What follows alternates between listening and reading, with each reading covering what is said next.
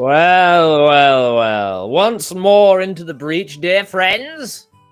Welcome back to your midweek fantasy fix. My name is Jack, the Lost Law Scholar, and I apologize there was no title last week. There was a bit of a schedule clash, and we wanted to get the first episode of the Untold Destiny series recorded and out.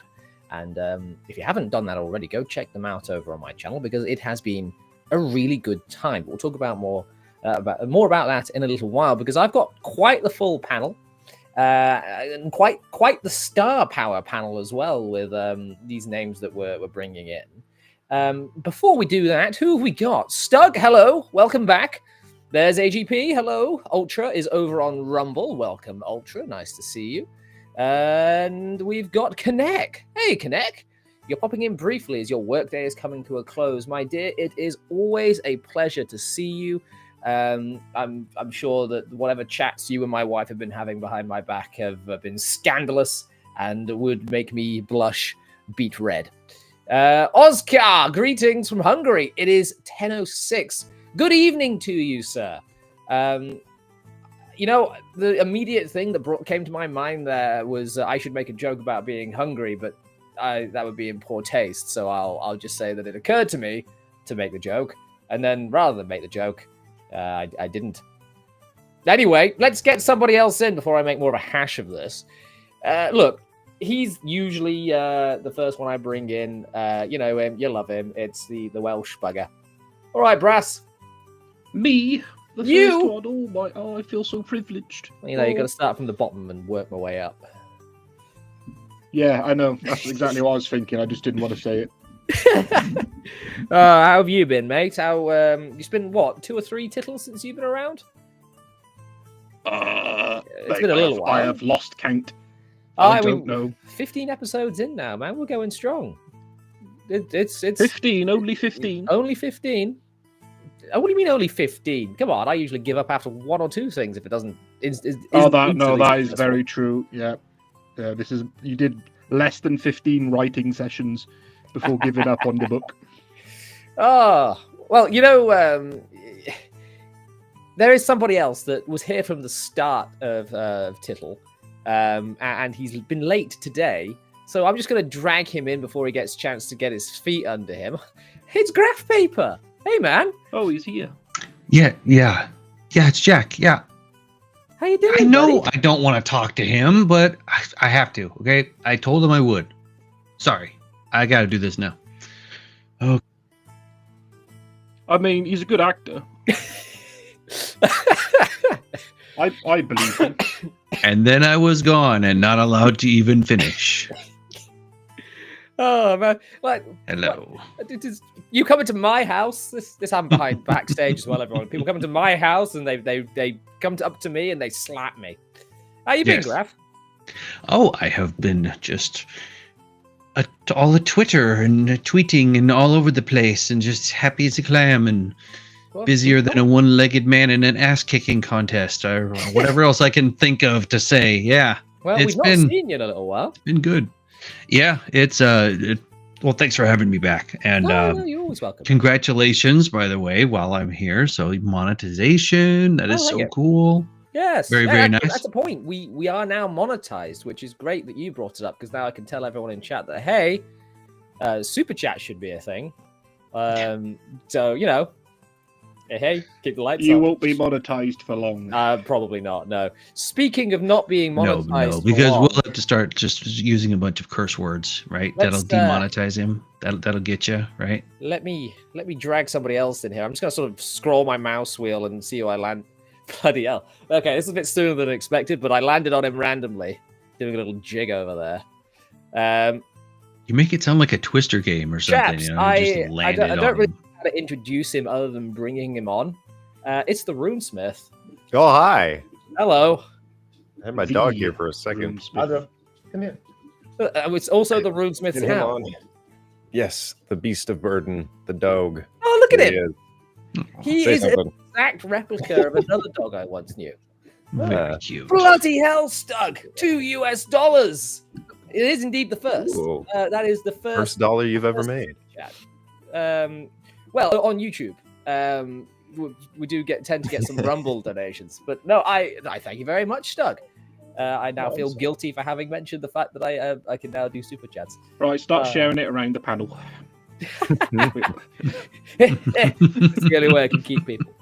Anyway, Runesmith, welcome. Your first and hopefully not your last tittle talking in the library. And we'll try not to scare you off, but I believe that you're not here for us, really, are you? You're here because I set you up on a date. Is what this is. How could you? You manipulated me. I did. I've got to claw my way up the corporate ladder. Here is the man of your dreams, the Zvart of Zvarts. The Zvart Lord. It's Mr. Witters. Ah, what kind of dreams have you been having? Yeah, I don't know. Tiny little nightmares of Zvarts. Something about a clown and a sewer and balloons and I don't know. Oh yeah, I fit Keep that. coming. I can't stop them. You need to go and kill the 9-foot one to stop him from reproducing them. You can't. He's another one when you do. What? You mean he's unkillable? You can't go and kill the original? The original Zvart can't die. Oh, you want me to show my co-host too, don't you? Yeah, where is the Hellhound? There he is. Hello. I did have Mac and Fleas over here, but she has now gone and laid down on the wife's keyboard. All right, who else? Napping. Who else do we have? We got a really packed panel for people tonight. Let's. You know what? There is a prophecy of destiny unforetold. It's Dean. Hi, Dean. Hiya, Jack. How you doing? All right, man. How are you? Not bad. Recovered, having run an adventure for 3 massive reprobates. They were terrible. I don't know if you've met them. I have every morning in the mirror. I mean, at least one of them. Yes. If you guys say they were fantastic. Breath of fresh air. Yeah. Well, if you guys haven't seen Blue Flower Red Thorns, where we go on a quest with a donkey to find a blue flower with red thorns, it's up on the channel at present. And last session, which is going to upload either tomorrow or Friday, I lost a fight with gravity twice. Right. Who was over? You know, I have saved the best for last. And we're going to have to delve quite deeply into the dungeons of classical Dungeons and Dragons yore for this next guess. It is my friend and yours, the magical, the beautiful, the pole dancing wizard, the Dungeon Delver. Your Honor, that elf girl told me she was 230. I swear. But, am I on? Greetings, adventurers. No, I'm here. I'm good. What's going on?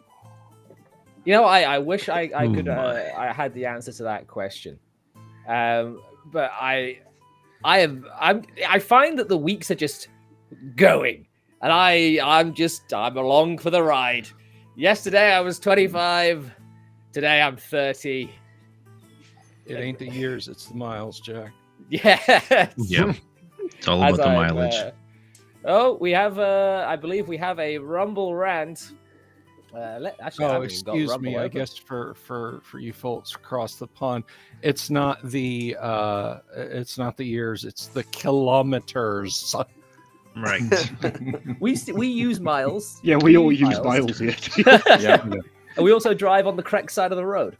Let me tell you something, Jack. There's two kinds of people in this world: those who drive on that side of the road, and those who put men on the moon.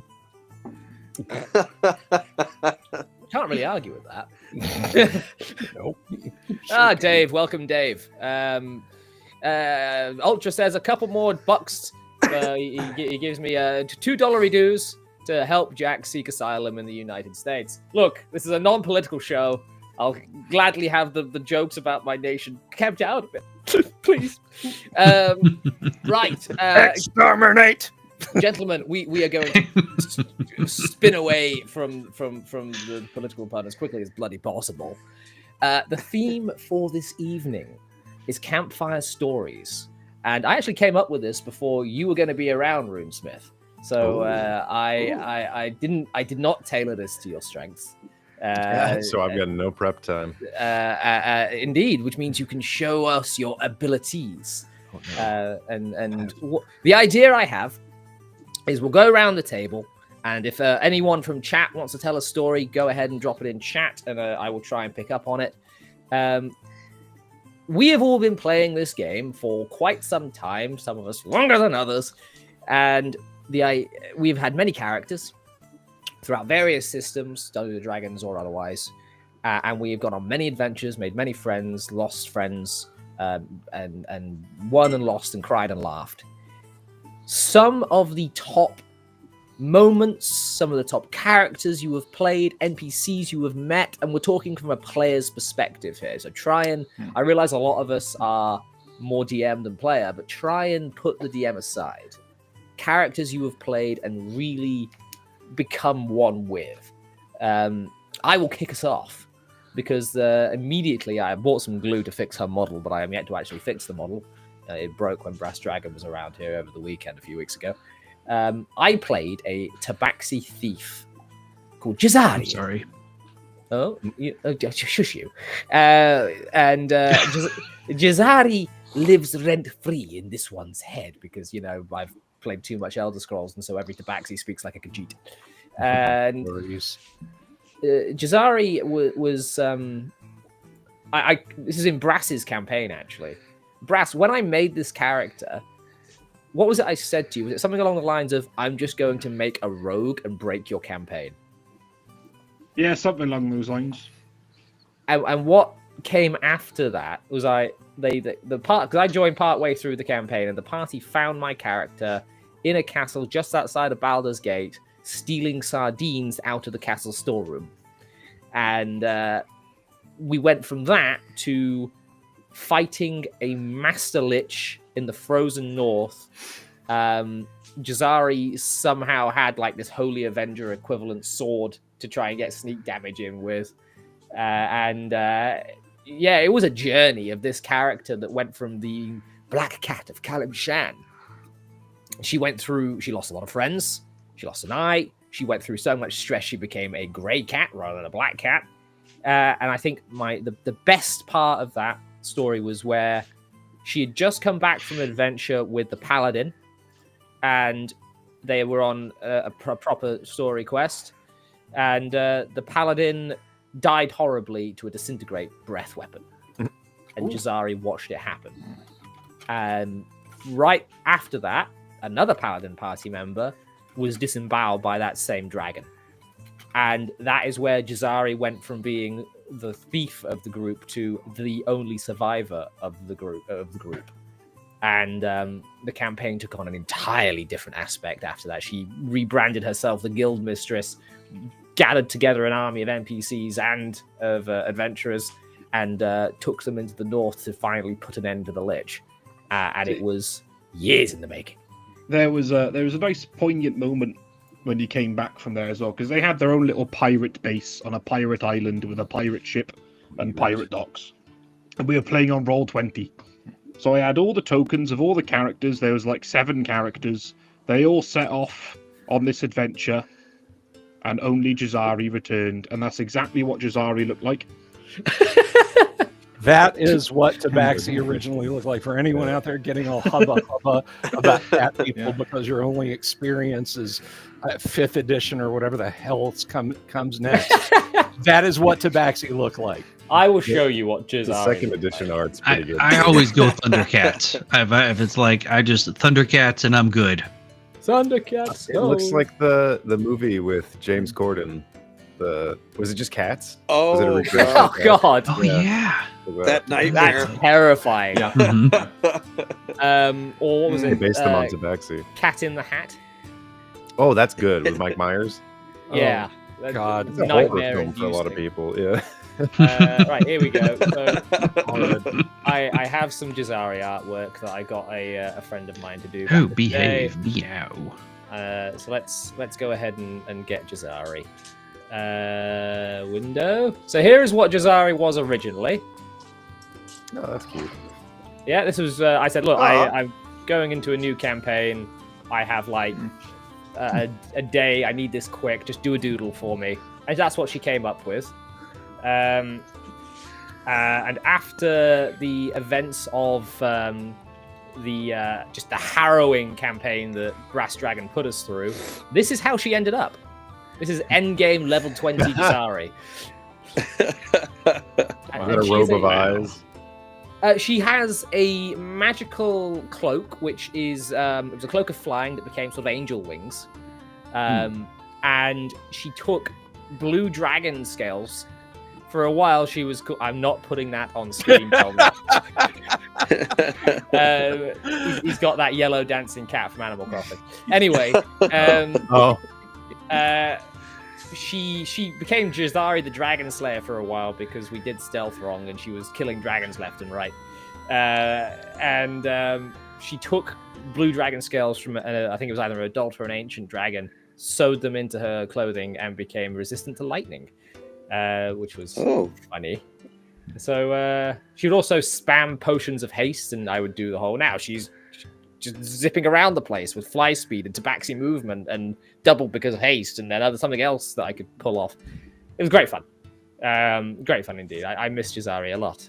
And then she got feeble-minded and turned into an actual cat for a moment, but was so fast that she just outran the Lich and outranged his spells so he couldn't catch up.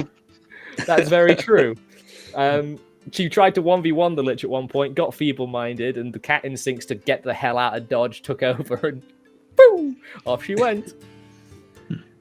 Oh yeah, the wife is correcting me in chat there that Anka is the name of the cat that Delver had there. I'll tell you what, Delver, do you want to go next?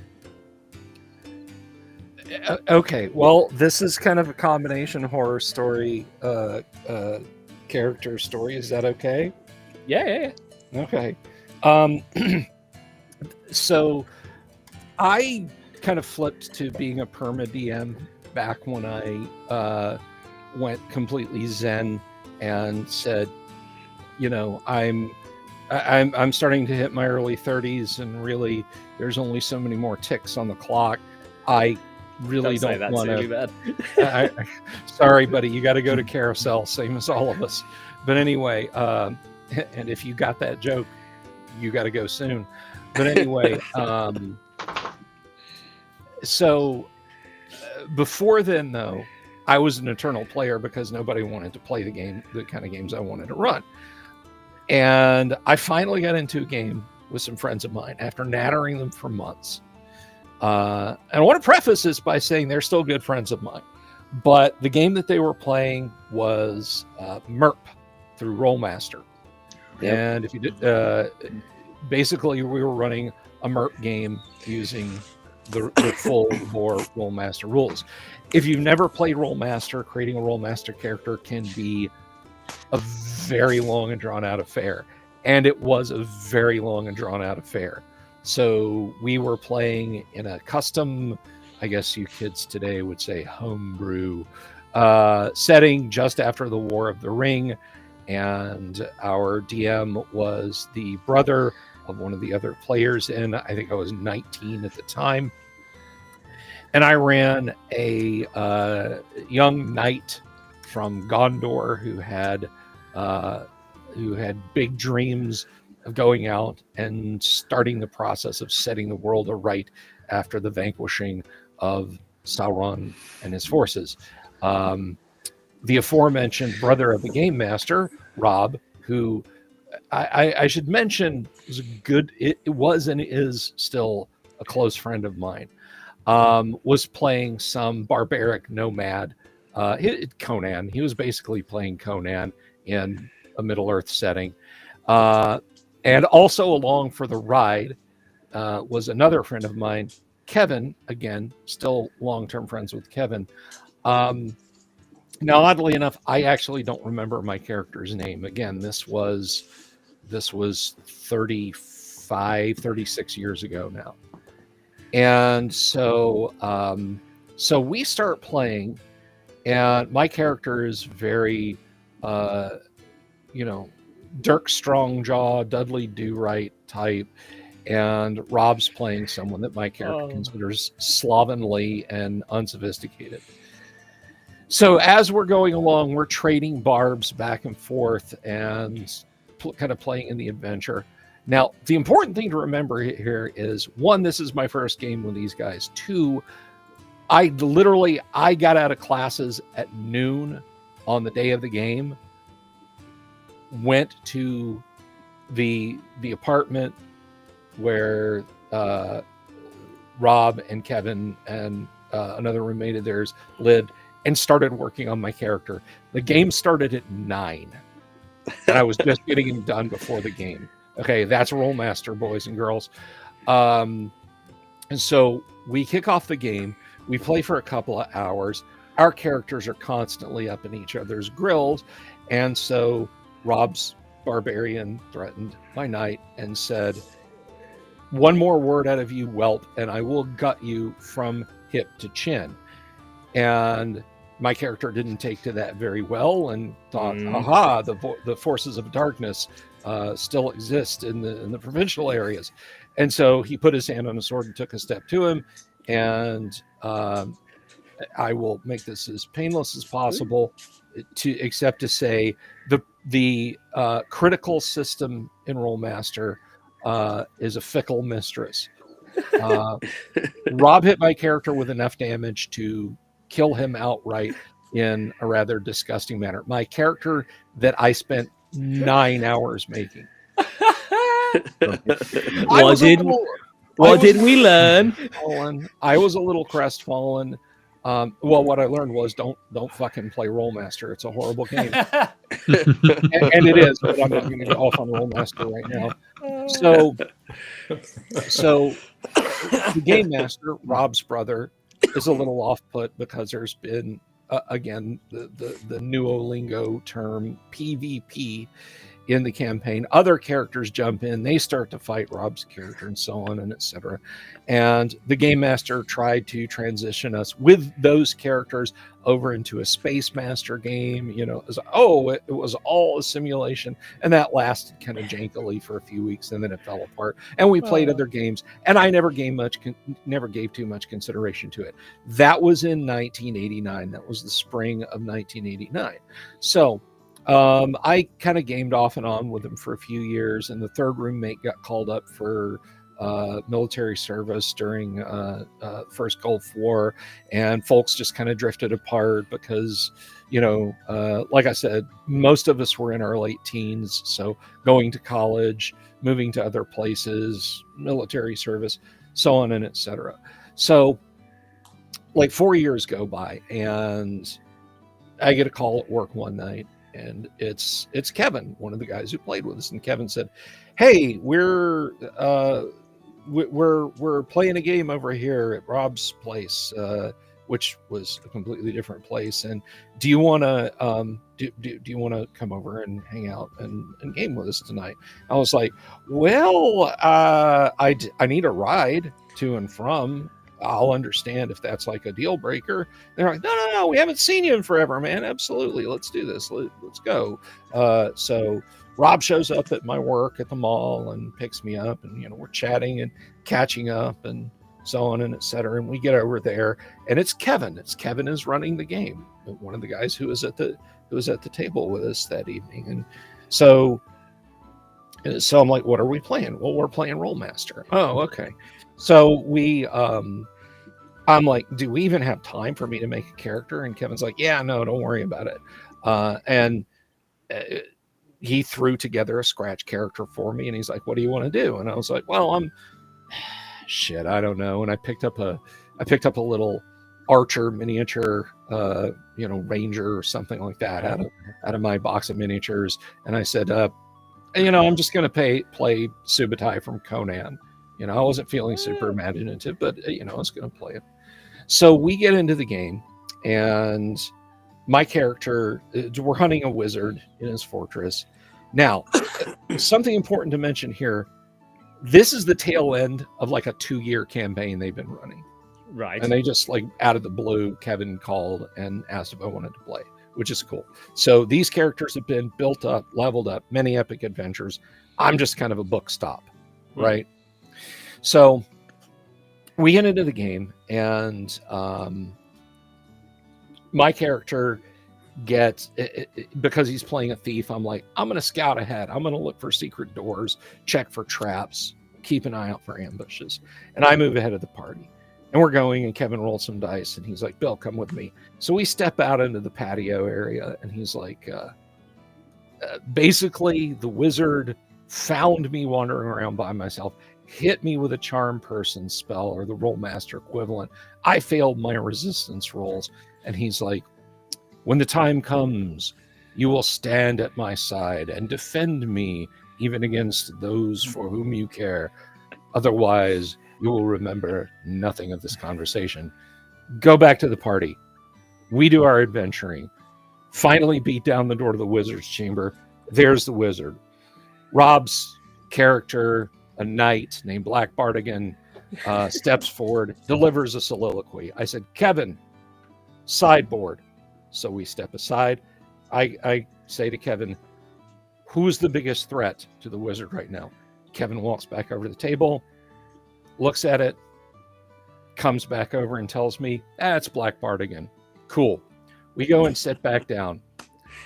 And Rob says, well, I'm going to draw my sword and I'm going to rush him. And I'm like, Rob, I've got a higher dex than you. I'll go first. Oh, okay. I take out my short bow and I shoot at Black Bardigan. Now, I want you guys to understand something. I want you guys to feel me on this. Nobody, not one of us, when we're rolling little pieces of legitimately manufactured precision plastic, can make those dice do exactly precisely what we want. Oh, no. It wasn't. I shot Rob's character through the head. I shot Rob's character through the head, and I will never forget the critical. It was character, a foe is struck through both cheeks, dies after 12 rounds of agony. Oh.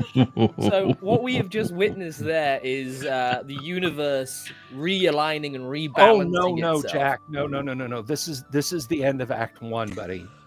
Oh God! Rob jumps up, throws his dice down on the table, and bellows at me, pointing accusingly. You did that on purpose. That's because I killed that stupid Gondor knight of yours. Rob is furious because I just ganked a character that had been with them, that he had leveled up. I mean, his character sheet was a thing of glory where he had written in magic items and titles he'd been given throughout the land. No. And I pranged him right through the head with a character that I came in that Kevin just threw together.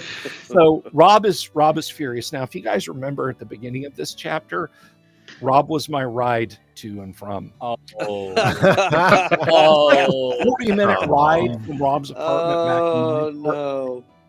And I mean, in Rob's defense, he was upset at the fact that Kevin, as the game master, let a hero die. Rob was very much of the heroes aren't supposed to die. And I'm just like, Rob, I didn't do it on purpose. Because literally Rob blurting that out was the first time I had thought about that in a couple of years. He's like, I know, but it's Kevin, he could have done that any other way, just blah. So that's funny. So I get home, we game together again for some over the years, and then there was a drought of hanging out. And I think it was the year 2000, and we're all having beers one night. Went over, and we're bullshitting, and there were a couple of people there, wives. We'd all grown up and gotten married, basically. And I'm relating this story, and we're all having a good hearty laugh about this. And I get to the point where I'm talking about, just kind of summing up, and I said, and the funny thing is, I didn't do that on purpose. And there was just this kind of lull in conversation where it was dead quiet. And Kevin says, actually, Bill, Kevin had set the entire. Now he couldn't control the dice, sure. Kevin had plotted and schemed from 1989 to 1993, whenever this happened, to get Rob back for wasting Kevin's time, because Kevin was the one that helped me make the character that night. No. Oh my god. And for my sense of disappointment. This is an epic. That is the most memorable Little Odyssey. character situation. I mean, we died laughing, and I was like, "But how did you know that the dice would do that?" And Kevin just kind of Just shrugged waiting and for the said, opportunity. It was a wizard, man. It was a wizard. I just figured they would. See, Kevin would. If you knew Kevin, you would know a couple things about him. Kevin is a Vulcan most of the time. When Kevin has 6 or 8 beers in him, he turns into a Romulan. And Kevin was very much the Romulan in plotting and scheming that, and that's the most memorable character. Oh, man. That's a I will now fantastic sit back story. down and pass the talking stick on. Look, Graf, we're gonna quickly go to you because I know you've got limited time. Before I do, we've got Kyle in the chat. Hi, Kyle. From my co-host over at Nerdcognito over on Rumble. And also, look, it's one of your Nerd Council of Doom aficionados, Bill. It's Yang Gang Zhao. Hello, sir. Hello. Hello, Yang. Also, Violence Solves Everything is here. Hi. Hello, sir. Right. We also had a Rumble rant from Paladin Steve. Hello, sir. For $2 dues, he says, "Speak for yourself. I'm not going to carousel. I'm a runner," which I think would have been more appropriate to say a little while ago. But oh well. Thank you for the $2 dues. I really appreciate it, because not once since I've started using Restream have I had to pay for Restream, because it's supported itself, which has been fantastic. So thank you very much, everyone. Graf, you've got a little bit of time. Do you want to tell us your story? Yeah, I've got about, I'll say 20-ish minutes. But that was awesome, Delver. I love that. Try to go a bit quicker than 20-ish minutes. Yes, I'll try to. So yeah, that was epic. And so my characters, what happened was, back in the day, of course, we started with Redbox and all this other kind of stuff. Tolkien was a huge influence, and I just fell in love with anything dwarven. Everything's dwarven, played dwarves, loved dwarves, everything I could read on dwarves, everything was dwarf.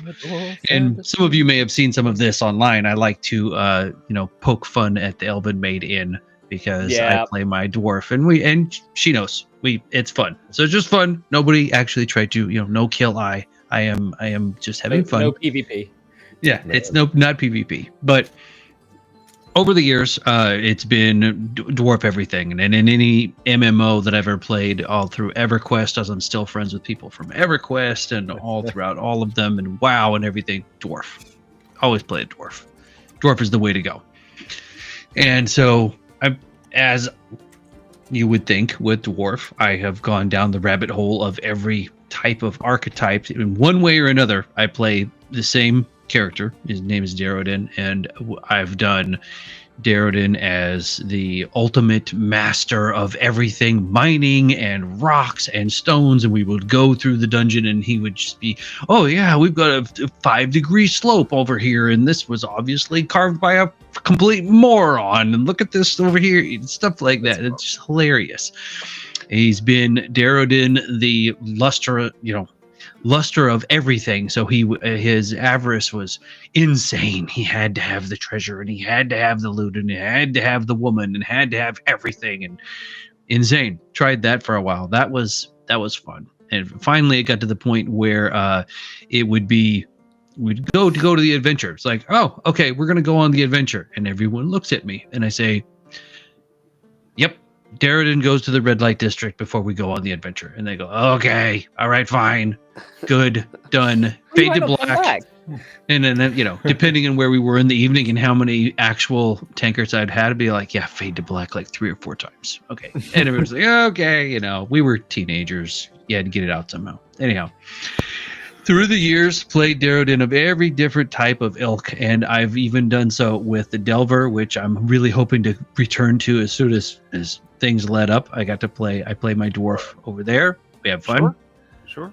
and it's a blast. That one is fascinated with monsters and cooking and eating monsters, and that was before I saw Delicious in the Dungeon, by the way. So I actually did think of it, and then my son was like, "Hey, Dad, there's an anime." I'm like, "What?" So I watched the Delicious in Dungeon, and I'm like, "Oh, okay then." So dwarves are awesome, and we kill and eat the monsters. That was a fun story, but the one I'm going to relate to actually is a bit more heartfelt because it was with Ernie. And I know everybody here knows who I'm talking about when I say Ernie Gygax.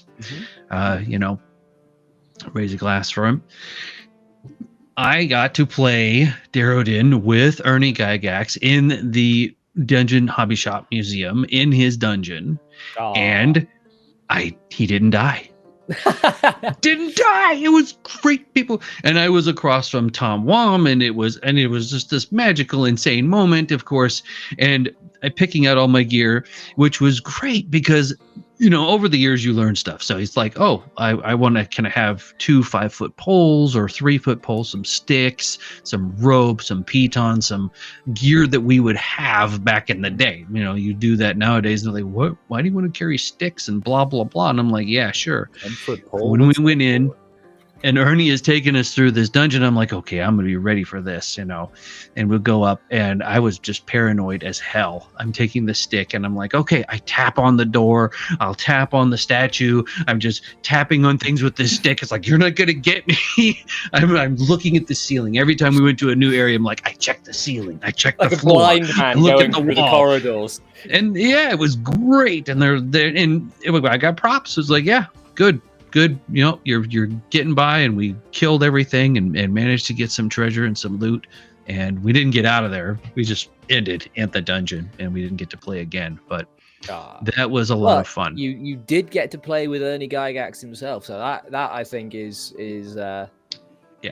Yeah, no, that's amazing. It was magical, and he was very good at describing, the environment and describing the dungeon, and as we went through. And so you go through, and it's old school. So it's like, all right, I'm gonna check. I do a check for perception or blah blah blah. It's like, no, I'm gonna go touch this with my stick.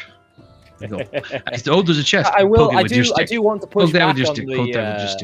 I do want to push back on the idea that we don't use 10-foot poles and things anymore. Because my current character has a lance, which doubles as a 10-foot pole whenever we're in dungeons. It extends your reach. Let me quickly. But it was, so it's a lot of fun, and that is what I do and enjoy. Do you want to just segue straight into plugging your stuff, and I will put your links into chat for people? Oh, sure. If you want to do that. Well, thank you. And so I am the co-owner and writer for Tactical Fantasy Games. You can find us online and in the Twitter. You can find me as Graph Paper Architect on the Twitter. And we are currently working on an adventure engine with Nidaria Studios, which is a division of Clownfish Studios.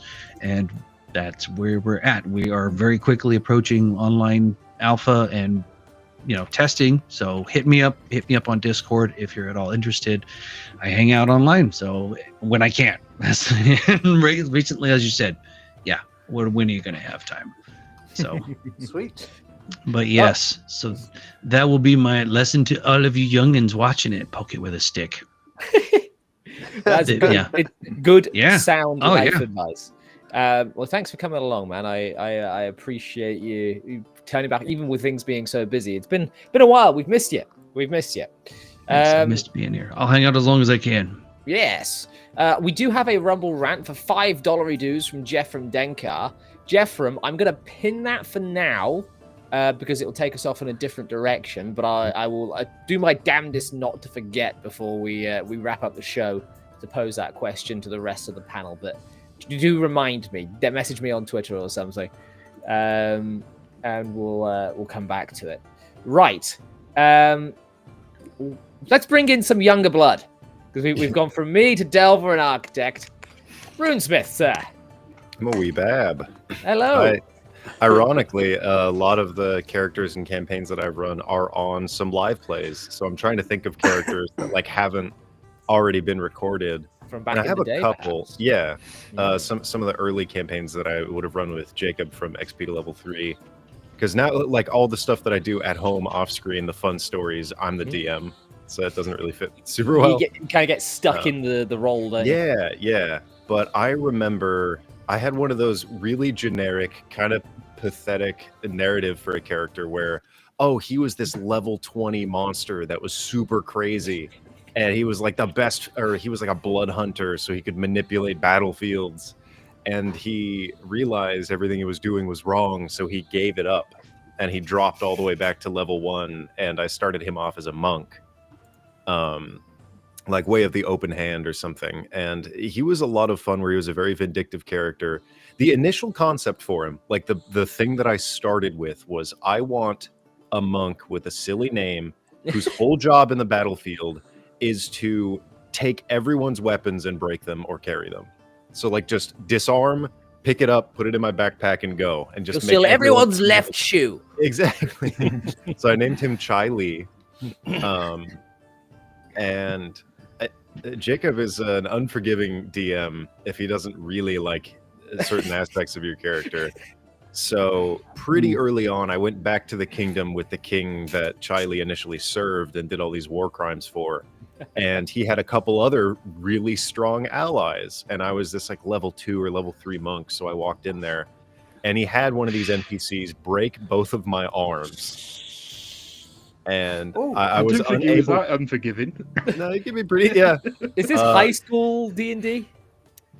Probably like late high school, I think. This sounds like high school shenanigans. Yeah. Well, that's where most of the early fun characters are. Like, I remember my cousin had a character who asked if he had advantage to attack the ground because it was prone. I attack the darkness! Who are learning always have the best ideas. An ogre knife +9 against ogres. And this character eventually overlapped with an alternate version of himself from a different reality who he could summon spectral arms from, and I got that ability back. That's cool, though. Yeah, cool. That one was pretty fun. He became a pseudo-celestial by the end of it, where he like was able to tell if someone was telling a lie. He got like a circlet or some ability. So it wasn't a boon. You didn't get to level 20? You get to level 20? No, he never got back to level 20. We're going back, Marty. Yeah, that character was... I don't have like long stories that I remember super vividly. You did bring something up there that I'd like to pick your brain on as a writing question. And, you know, I say in my bios that I dabble in fantastical fictions. Multiverses. You said your character crossed over with another version of himself from a different universe. Yeah, he overlapped and was able to kind of summon it as if it was part of the ethereal plane. He could like... That's cool. Bridge it.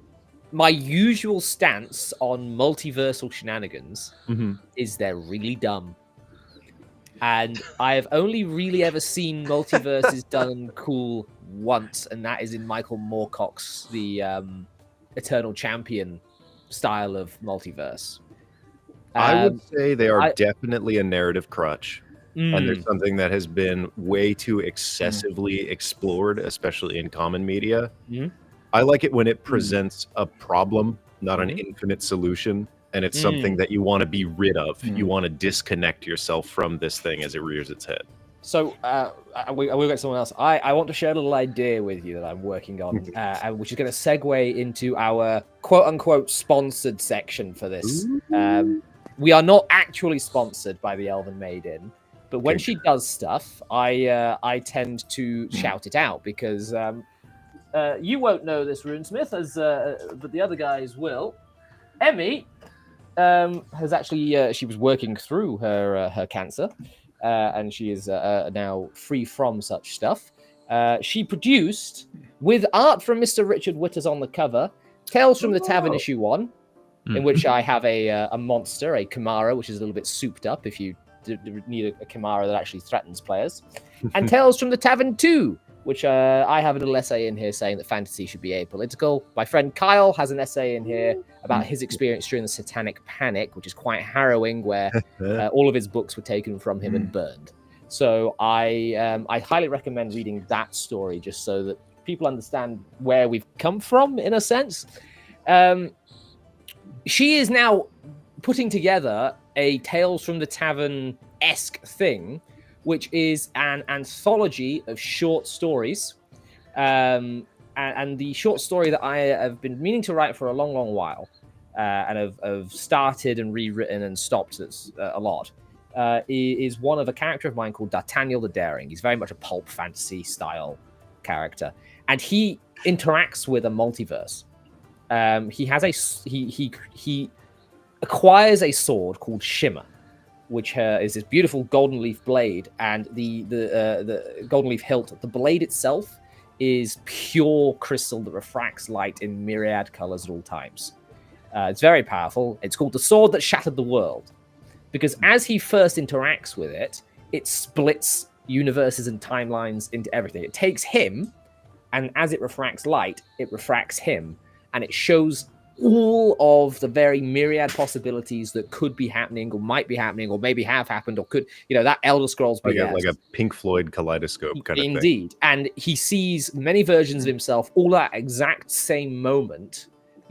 Girl D'Artagnan, you've got Fat D'Artagnan, you've got... That should give you disadvantage on attack rolls. That'd be too disorienting. But as he's pulling the sword out of an actual star, he has to, if you like, do a wisdom saving throw, a will save, to force reality back into its true path. So he has to try and conquer this magic that is coursing through him by saying, no, I am this. This is what is true. And that is where I sort of take a multiverse and say, it's a problem, and it needs to be brought back into a focus.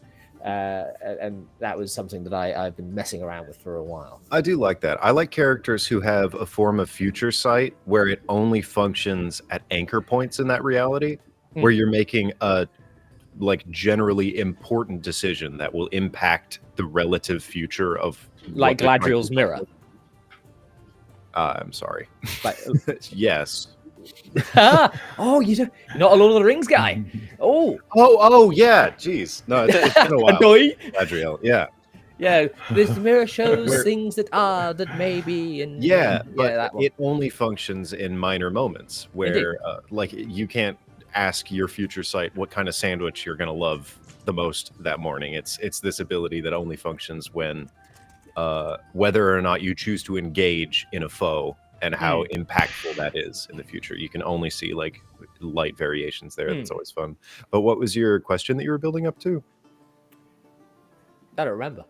All right. I think I was... If you don't mind, I'll jump in just for a quick moment, since I do have to go and leave all of you fine people here, and I'll just give you one last story real quick before I go, if you don't mind. Is that okay, Jack? Yeah, one sec.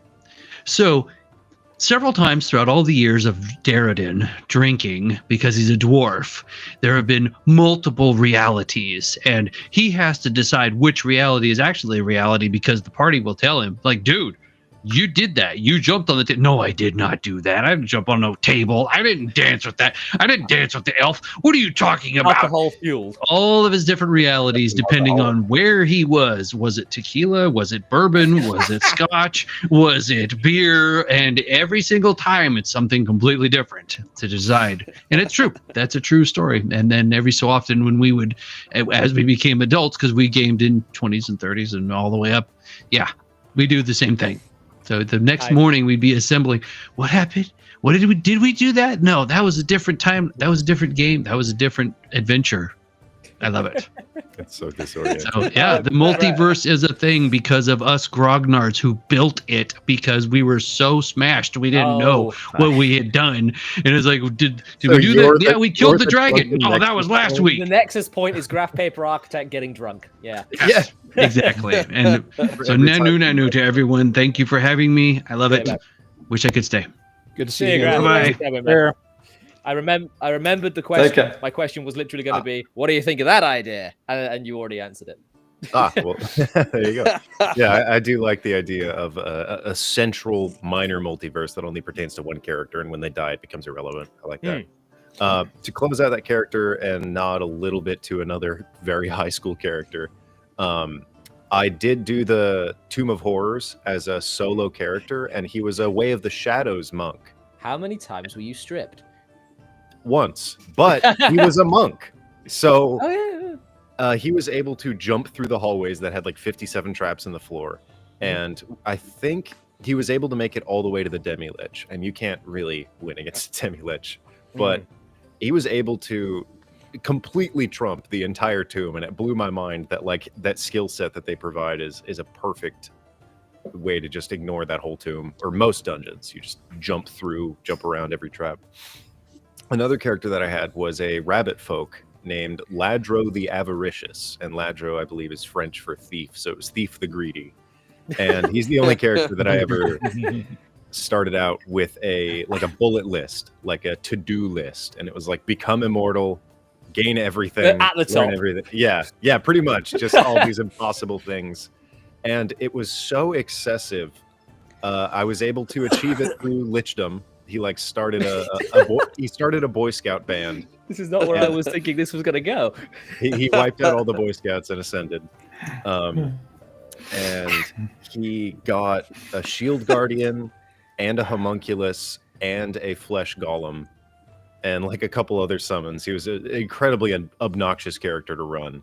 And by the end of it, because I learned that the astral plane is a realm without time.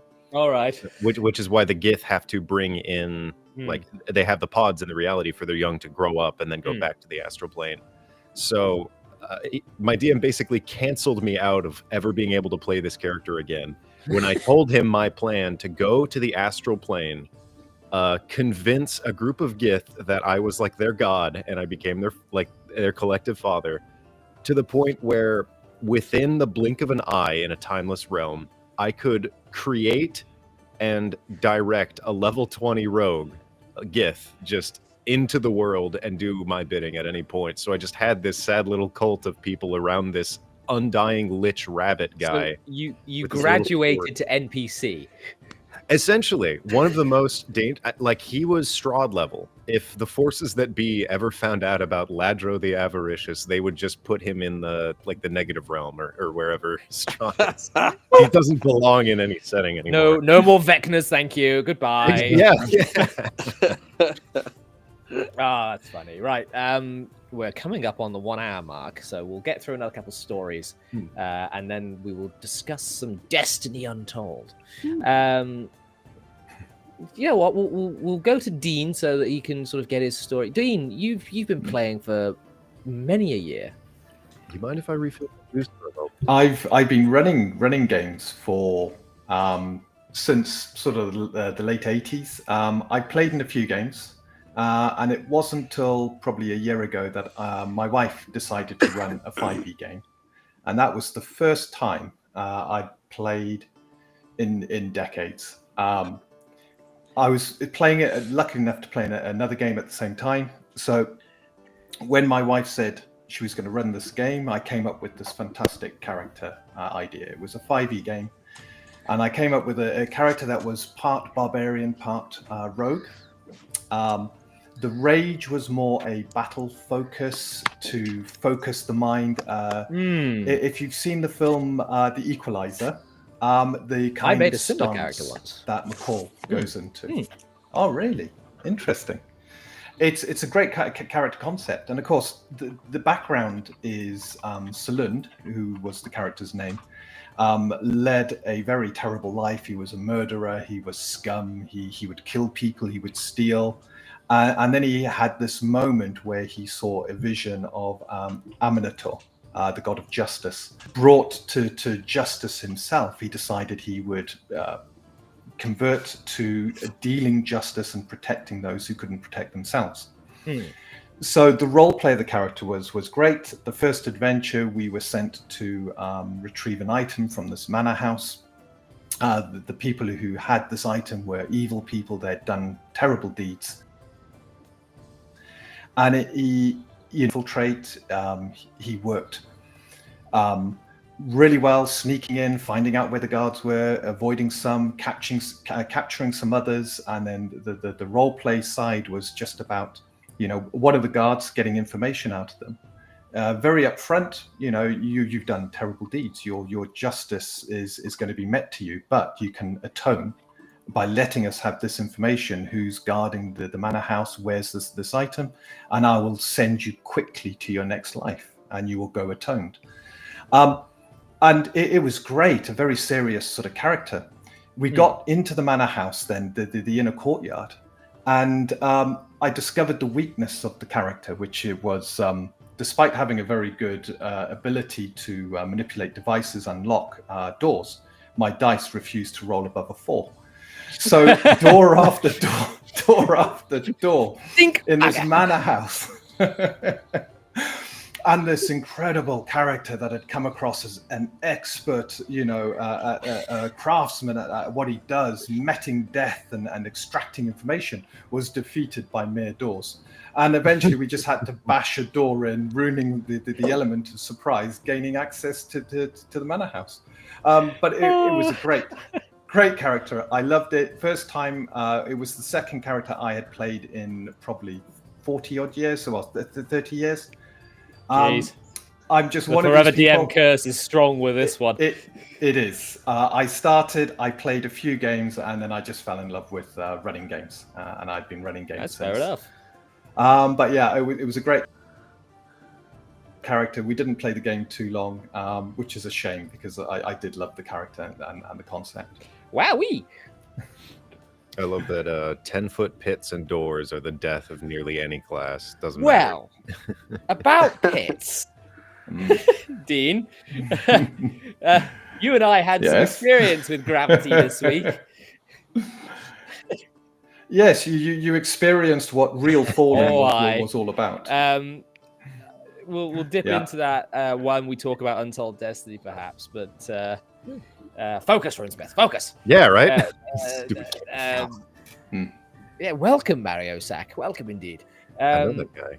Richard does too. I'm pretty sure. Oh, I know that fellow.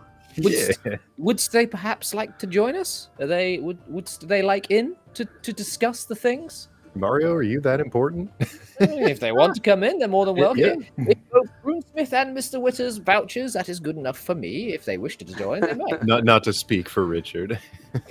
Oh no. Right. Who haven't we got? Well, speaking of Richard. Yeah. You woke me you. up. Yes, you. Give us the story. Finish the tale. All right. Well, this is an old one. This is probably. So this is the character I played, but he started as an NPC. And basically one of my early first campaigns. It was very city-based campaign, and there was all the guilds in the city, and there was a lot of like intrigue and battling that way. And they had kind of woke up one morning. And actually, the party had woken up one morning. They were getting out of jail, and when they walked out onto the street, there were just bodies laying in the street and bodies hanging from the rooftops and things like that. And basically, the city guard, who was like their old wise guy kind of thing, he was like, "Well, looks like a thieves' war has broken out." And they're like, "We didn't hear a thing." And they're like, "Yes, that's how that works." Yeah. So it was just like quiet murder all night. So that intrigued the players, and they got into this like, because they had some contacts on this side of the guild and that side of this other guild and all stuff like that. So they sort of got involved in this thieves' war, and it came down to a certain part in the story where one of the characters was in a church, and they had this NPC of mine named Slocum, who I named after an apple. There was a family that sold apples. There was Slocum's Apples, and I was like, that's a cool name. So the thief's name was Slocum. They had captured him. He was tied up in this old church, and one of the players, my friend Clark's character, was interrogating him, kind of thing, and they just ended up chatting. And Clark was so charmed by him that he ended up kind of being like, "Do you like being part of that guild?" "Not really." He's like, "Just come with us." "Okay." You're my friend now. Yeah, they're like, "Hey, I like you, right?" And then they walked out of the church. Now this is the kicker, because there was a certain point where part of the thing of the interrogation too was the church was on fire and it was slowly. Oh, one part of it was burning. this seems like pertinent information to have mentioned beforehand. I know. This is a. So you guys had the cool guys walking away from the explosion moment. Well, it's worse than that.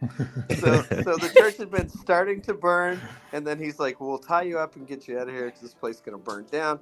You can join up with us." They're like, "Okay." They walk out. They look back at the church. The church is burning down, and then Slocum's like, "By the way, we had kidnapped your buddy, and he's tied up in the basement." Oh, And brilliant. then my friend was like, "Yeah, that shit happens." And our friend who died in the basement wasn't as happy. Oh, I bloody love hell. older D&D and just how fine everyone is with. Yeah, you died. They're dead. Yep. I miss it. I want more games like that. Well, We're all about if you want more games like that, It's not. It hasn't gone anywhere. The books didn't disintegrate. You can actually still play them. it didn't burn down. Yeah. I mean, Delver was again someone I went to twice actually for advice on old games. One was to get my hands on the reprints of the AD&D stuff, which even though I've worked my way through quite a bit of it, I don't fucking know what I'm doing. And he What, you don't like also advised me on the Traveller, which makes more sense to me in theory, although I'm yet to actually be able to play it. But no, if you want death, do what I did. I came off a campaign where I was really invested in crafting this world because I was like, oh, I'm writing a book based in a world that I've been working on since I was in high school. I'll try and run a campaign in it and see how it goes. And I put a lot of effort in, and it was really great. Best campaign I've ever run, in my opinion. Now I just went, well, I put a lot of effort in last time, so now I'm just going to kind of phone it in. This is the most character deaths I've ever witnessed in a campaign that I've ever had. we have got a bit of a scoreboard going, and it's been great. It's been quite fun. I don't think Brass will agree with me, but I've enjoyed it. I thought Delver was a millennial. One of mine. Yes. Someone just dropped something in surprise. My chair's falling apart. Who haven't we gone to? Is it just you, Brass, that hasn't given a story? It might be. Yes. Brass Dragon. Your character story. One that stuck with you. A character that stuck with you. One that you love playing. This is the issue. I think out of everyone here, I've been playing just TTRPGs in general the least. Because I started D&D in 2020, 5 years ago, all 5e. And for most of that, I've been a forever DM. Because most of Jack's campaigns don't go past level 6. But that being said, there is one campaign that technically has, for me, and also his wife. We're both level 8. Everyone else is level 3 because they keep dying. And that's the campaign he just mentioned, with all the character death and things like that. And there was one character death which Jack technically caused, but he didn't. The DM can't claim credit for this one. So my character is this ditzy princess paladin, also the most powerful character in the group by far. Yeah. And she's become the de facto leader of the group, despite she was supposed to be the dumbest character in the group. But none of the other players, and if we have like a puzzle, they're all just half asleep. So yeah. I just sort of like it. I guess I'm the lead, and I guess I'm solving the puzzle. and one of the characters though, he there was an early guest on this show that some of you know as Baby DM because he's only 22, little Zoomer, and he's only just started DMing. Actually, it's been 2 years now. He's been playing my grandchild. Oh, God. Because if I introduced you to the game, you introduced him to the game, that makes you're my son. He is my grandson. Yeah, pretty much. And he had a character from the referral. What? Oh yeah. a few dollars from the referral, was that? That's it. Well, this the baby DM. He started out. He joined a few sessions in. We were playing Tyranny of Dragons. Everybody's favorite. It sucked. It sucked. I know. It was So I eventually just threw the book away and said, I'm going to carry on with the ideas, but it's now mine. Out of But- the Abyss, however, that's a good one. Well, after the Dragon Hatchery, which is like the first little dungeon with the most bafflingly, why are there no dragons in it? Why is there a roper? What? There's a half dragon. And it's not only it's a roper that speaks to you, and you feed it, and it disappears. Oh, my God. Right. Anyway, so after that, baby DM comes in, and he makes a war domain cleric. And his entire character he's like my character's sworn bodyguard from the Temple of Lathander. It's righteous power, and he played it really well, and then he died to an ooze and a black dragon. And he's a sadistic guy as well. He loves his character style. He was there. Masochist. His armor was being eaten by the ooze, and he's like, "Yes, please, more. Oh, yes, I'm so glad I failed that saving throw. Oh, this is so great. Oh, my shield's been destroyed. Oh, wonderful. This is fantastic." The character he made after that was a gnome rogue. The wife is giggling in the Slizbag. background as well. And he looked like a goblin, to be fair. But you could tell this character was evil on a meta level because the first red flag, he came out of the forest outside of our little castle, and he was ugly. And I was like, look at that ugly little gnome along the road. He must be evil. He must he must be some kind of agent of Tiamat. So we went out there, I beat the shit out of him a few times. And he was, and I tried to use my divine sense to see if there's anything wrong with him, and did an insight check and couldn't detect anything about this character. So I was like, you know what? We'll give him the benefit of the doubt, but I don't trust him. He doesn't look right. So, and he's a gnome and a rogue. Just that combination doesn't sit well with me. So we kept him on a bit of a short leash. Anyway, a few sessions later, and he's trying to like kiss up to my character all the time. He's you're so glorious, you're so wonderful, like cheering me on, clapping his little gnome hands. And we got to a point where we took out this camp full of cultists, and I was interrogating one of the cultists. And for a cultist, he was a pretty honourable guy. He was like this knight, and he surrendered. He dropped his weapon, and I was like, "Well, I'm a paladin. I'm not going to execute you, but I'm going to interrogate you." And he was about to reveal some very crucial information on the cultist activity in Waterdeep. And as he's about to do that, Slizglag the rogue tries to kill him, tries to assassinate him, misses his attack rolls 3 times in a row, and then the cultist goes, "Can I just fight this guy?" And I was like, you know what, yeah. Whoever wins. So the cultist and the rogue fight. The cultist wins. Is about to kill him. And I was like, right, that's enough. Okay, lads, I'll spare his life. It's all right. You can go. You're free. Just get out of here. So the cultist leaves. All's happy. Anyway, the next session, he does something very similar and slices some guy's throat as he's about to reveal some information. So, does he work for this cult? Like, what the heck? Well, this is the thing. Sorry, I'm getting and I was like, right, I'm starting to suspect this character might actually be evil. Now, Jack had introduced an artifact, which is this blue gem, and in the description of this artifact, it says, if an evil character lays hold of this gem, they take like 10d10 force damage. Oh, God. So I went to this rogue who was in the middle of his level up. He was level 3, and he was literally roll 20 character mancer. Right, I'm level 4. Hooray! He was picking his abilities, and I go, right, hold this. A minute, hang on. just hold this for a second. He's like, no, I don't want to. So he tied him to a tree and put it in his hand, and he disintegrated. 67 points of radiant damage. What's the average on that? That's 55. It was 10d10 plus 10 radiant. Yeah, and I'm pretty sure he had... So 65 static. Gee! He had about, what was it, like 30 HP? He was level 3. Yeah. Probably less, actually. Probably in the 20s. Not fair. I think, actually. So the idea, and now he was well aware, out of character, of what this gem did. The gem itself was actually a callback to my previous campaign, which I said was my best one ever, where Brass's character in that was Brolgir Ironbreaker, who crafted out of he removed a curse off of a cursed sapphire, which is what this gem is, and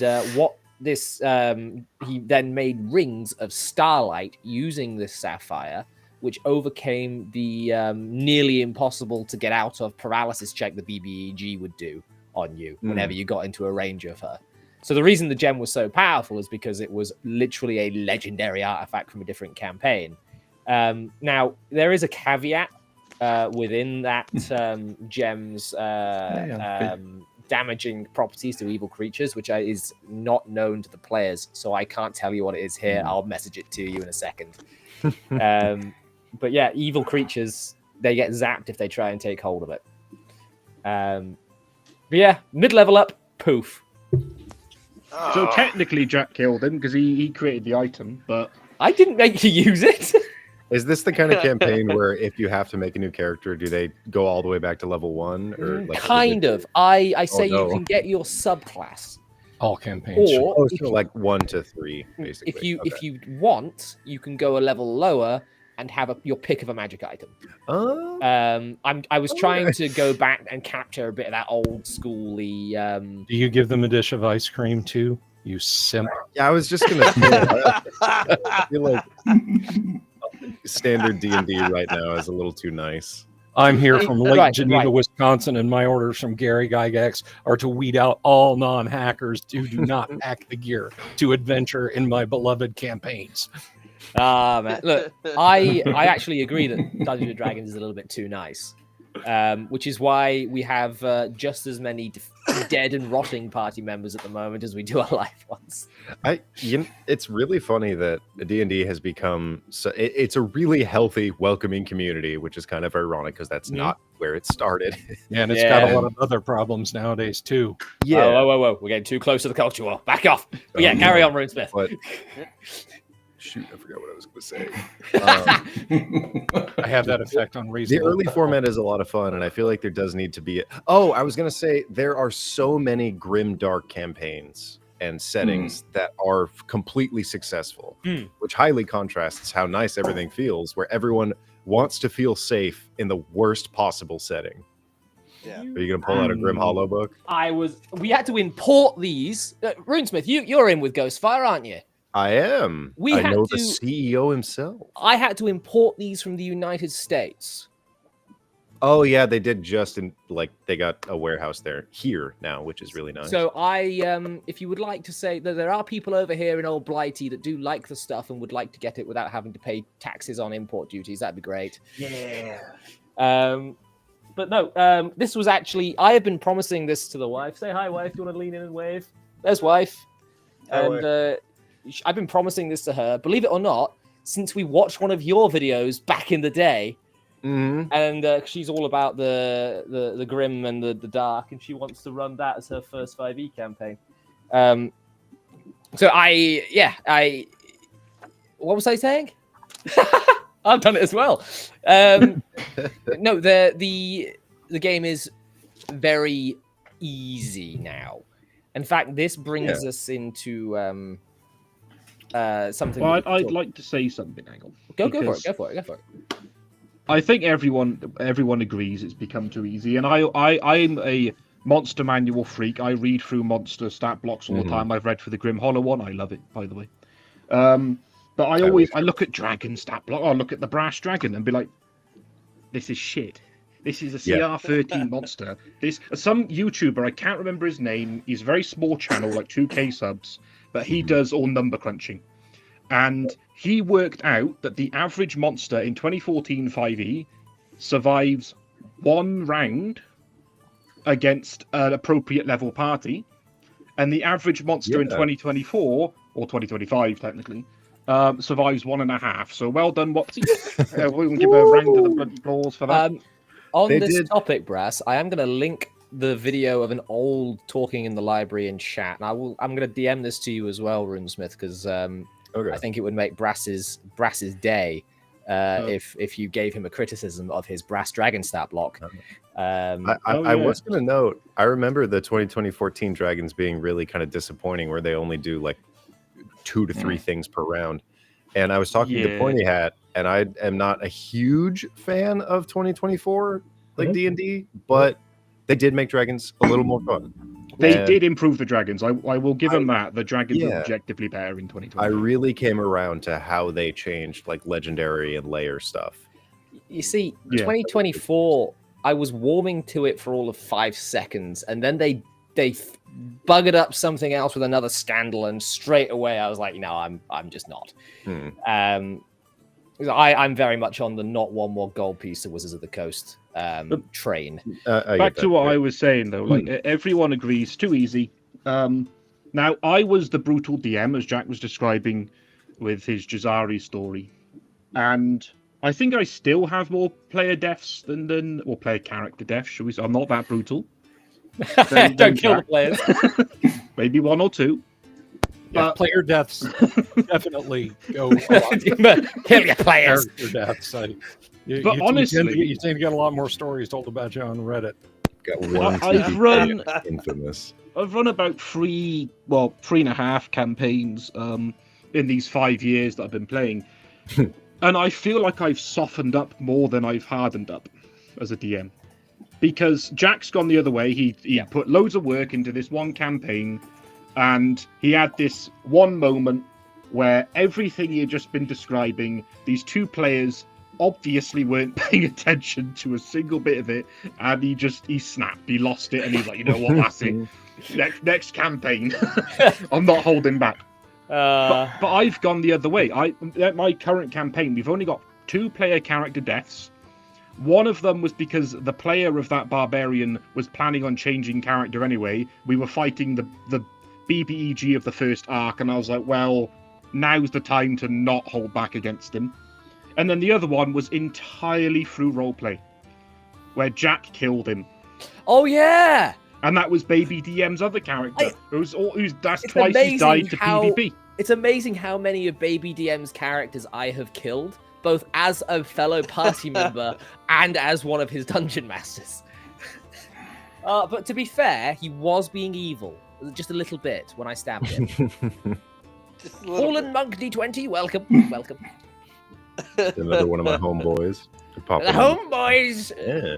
I feel like your homeboys sit around a fire in a small hut casting chicken bones. We literally do. We have a podcast where we do exactly that. It's just the 3 of us. I'm going to have to go chewing on bristle. Yes, there was that. Look, guys, I've had a couple rumble rants waiting in the background. Do you guys have anything else you want to say on the stories front before I launch into these? When you were talking about like villainous or evil characters that are in a party, I played I think a rogue gnome named Tomato. It's always the gnomes. That's exactly what I mean. Yeah, my main character, Sybil's the gnome, who's like the first book that I released. Yes, the shepherd druid. Druid is the best class. It is. It is. That and cleric. That and ranger. Everyone's going to disagree with you. I know. I am Athanasius. Tomato was actually able to succeed and like steal a magic item and run away. And the most intense moment in any D&D campaign is when you are working actively against other people at the table with the DM as a mediator to try and accomplish something that they hate. Guys, that'll get you sweating. Runesmith, I'm going to have to get you back on to talk Braunsteins at some point, if you know that concept. I would have to do research, but I will try and, if it's all right with you, I'll get you back on for that, because that is this kind of mode of play that I think, from what you've said there, would tickle your fancy somewhat, because it is all PvP all the time. Right, we are going to move on. Rumble rants. Making me develop a theory that people play gnomes when they're just kind of like trolling. When they want to be nasty. Yeah, they want to be nasty, or they're giving up on life in D&D. Well, we did used to play with another YouTuber, funnily enough, and he played a gnome wizard that wasn't nasty. Hey, Stibble! Look at him! Oh, there he is. That guy's a monster. He is an undead necromancer who's addicted to crack. Nice. He's a werewolf too. Well, that's been done to death. That's the Skyrim thing of I'm a werewolf, vampire lord, wizard, fighter Sneak guild raid. master. Yeah. Right. We have some rants. Thank you guys for giving me the monies. We'll do Paladin Steve first. Paladin Steve over on Rumble for $2 dues says loving a TTRPG character is like loving a Walking Dead or Game of Thrones character. You're just asking to be enraged at something when they die. I don't believe I've missed any super chats over on YouTube. That is now an option, guys, if you want to drop me some dollary dues on the tube of you. So, Jeffram, you said, excuse me, geez. Jeffram sent a while ago now for $5 dues over on Le Rumble. What's your funnest DM mistake? Mine was allowing a player to goad me. I've heard him tell this story before. Allowing a player to goad him into pinning him to Yggdrasil in rifts. He survived and gained a ton of power in game. Still laugh at how that changed the campaign. You got any DM mistakes? We'll start with Brass and we'll go along the top and then along the bottom. I can't think of any particular one, but my entire first campaign, I didn't really understand balance. I didn't understand half the mechanics. And I was giving people weapons that were far too powerful. And let's just say that one of our characters, I mean, sometimes I go in spreadsheets and I average out DPS, or DPR as it's called in D&D. And one of the characters, this vampire ranger essentially, works out, can do around 600 damage around. And Cheers, this heretic. is 5e as well. And now she's level 20, so it makes sense. And to be fair, the campaign ended before they got to this point. But then I was like, right, everyone make a level 20 character. We're going to do a one-shot with these characters 10 years later or something. And we fought a Dracolich, Daogafoth, who's like a lore character, meant to be the most powerful undead dragon. And he had 4 Death Knights and 2 Liches, and they 2 rounds. No, we were level 20. We were level 20. And we just I had the boon of immortality on Jazari at this point. We just walked in there and slapped him. But come on, if you play a level 20 part of the game, the level 20 part of the game is just self-indulgent at that point. Yeah, you're not supposed to be there. Tiny tangent, if that's okay. Yeah, go for it, man. I really like the idea of, if you're a level 20 character, the problems that you face should not be combat. They should be, and I hate to go there, but like pseudo-political, where if you make a wrong move, countries fall. Like mass amounts of people suffer from your actions because of how strong you need to look into Brownsteins. You need to look into Brownsteins. I honestly think what you're describing, like the things you're wanting out of a game, you want domain play for a start, because there's a book that actually someone who interviewed me sent me the book, and it starts out with a character who has the ability to control glass, and they're just this incredibly powerful like glass wizard, and it starts out where they are misheard by an army and they're given an incorrect command to go and invade a town, and he's powerless to stop them because it's like 200 individuals on horses that are faster than him raiding a place that doesn't need to be raided. I thought it was really interesting.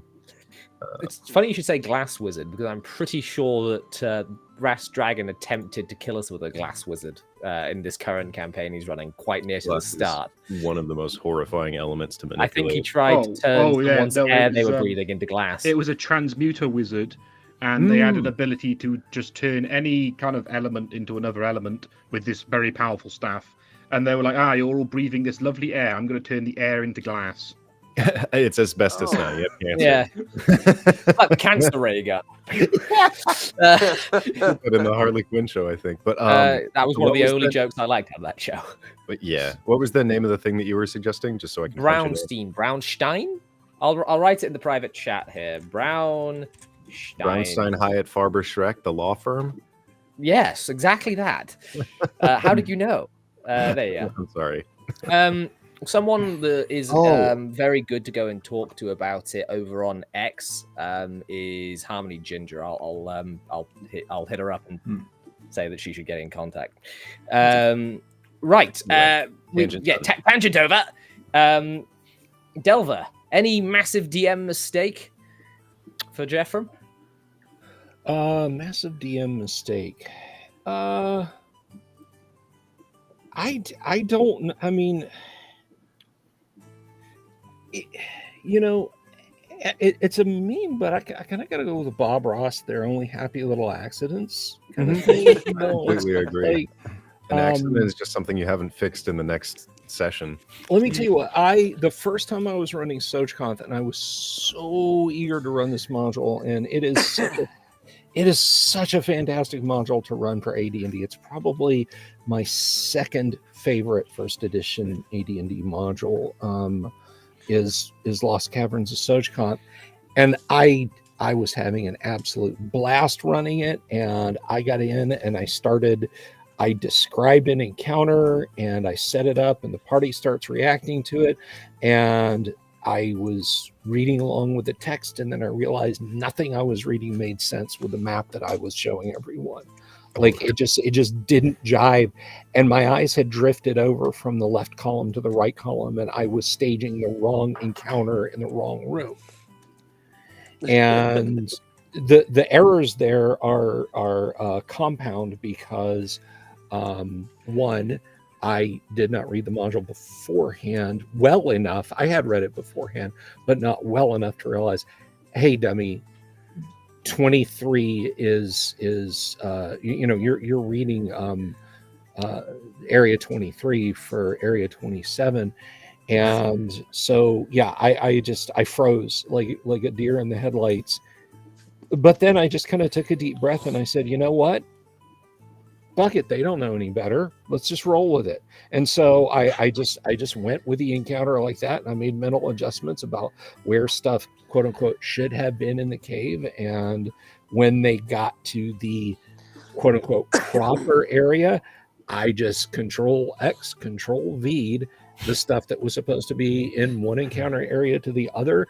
The players were none the wiser, and we rolled on, and the one guy who's gaming with us is real sharp tack when it comes to the classic modules. Alan Grohe, Grodog, check his website, Grodog's Greyhawk. It's incredible stuff if you want to know more about Greyhawk.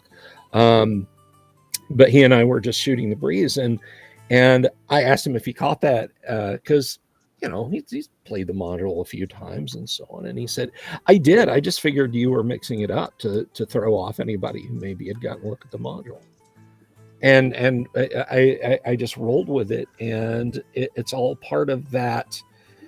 An old photographer once told me when I was asked him about how he got such incredible pictures out of such cheap gear, he said, it's easy, kid. You just don't show them the bad ones.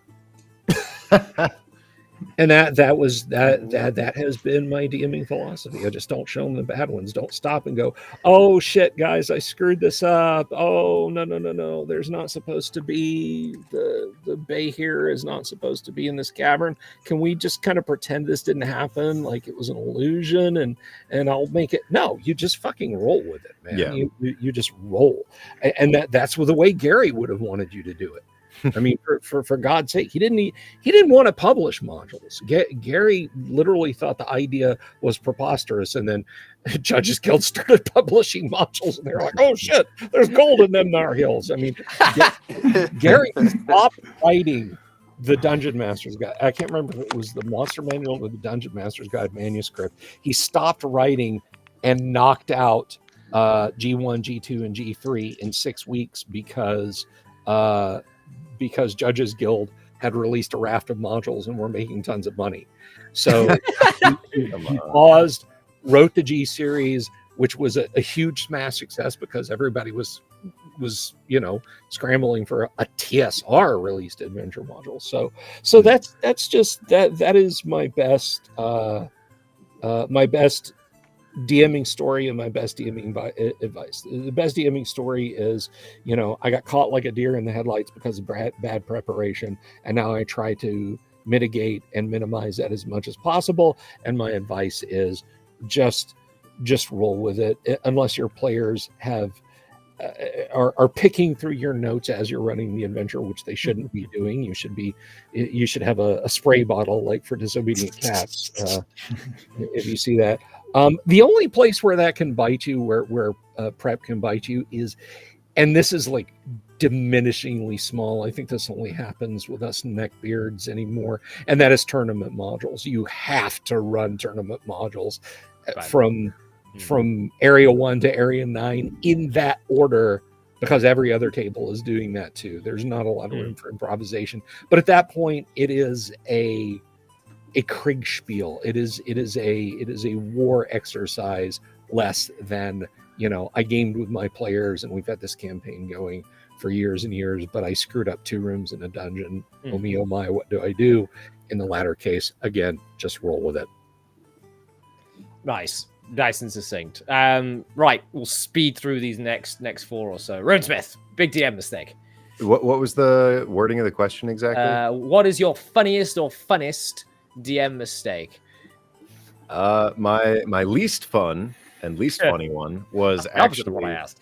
Well, because I completely agree with the Dungeon Delver, where if you make a mistake, it's your job to make it not a mistake. That's the whole point. You have to keep rolling with it and just chew on it like gum until it turns into something else. What I would call a mistake is a full stop, like a dead end, something that you genuinely mess up and can't repair. And it's something that I am pseudo infamous for. Was my campaign Tesseract was one of the first ones to stream. And the party had an item that was a 4th dimensional Tesseract, and they'd never actually learned the purpose of it. But the function of it is whenever something negative happened to the person that was attuned to it, the day would restart. They would create another layer of reality, and they would get to relive that day without the thing that killed them. So I was really curious with the idea of what if the Tesseract just kind of unattuned itself. And the main issue, just to run through it, is the ring betrayed them.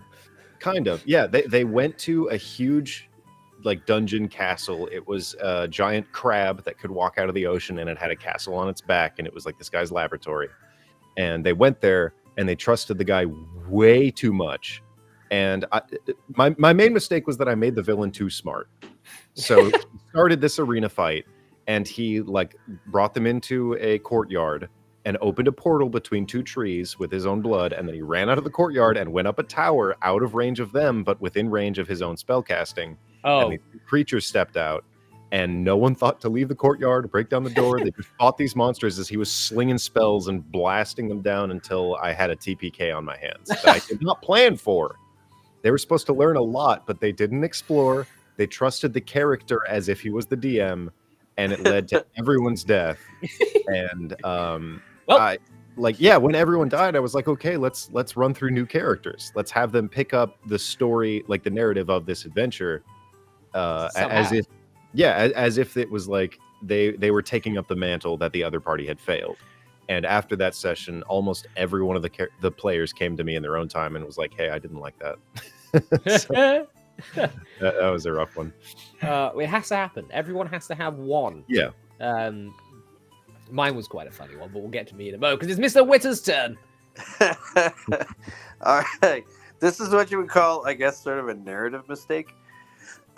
So the players were they were going to have a big fight with one of the big sort of villains that they'd dealt with a few times, and it was a big head-to-head.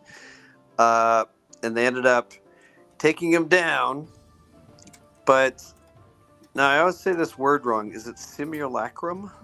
Simulacrum. So it wasn't him. It was a simulacrum. But I'd actually made it because when they cut him, instead of bleeding inside, it was like vines and plants and stuff. So it was like a plant-based simulacrum kind of thing. And my players were like, "Oh, so this isn't him?"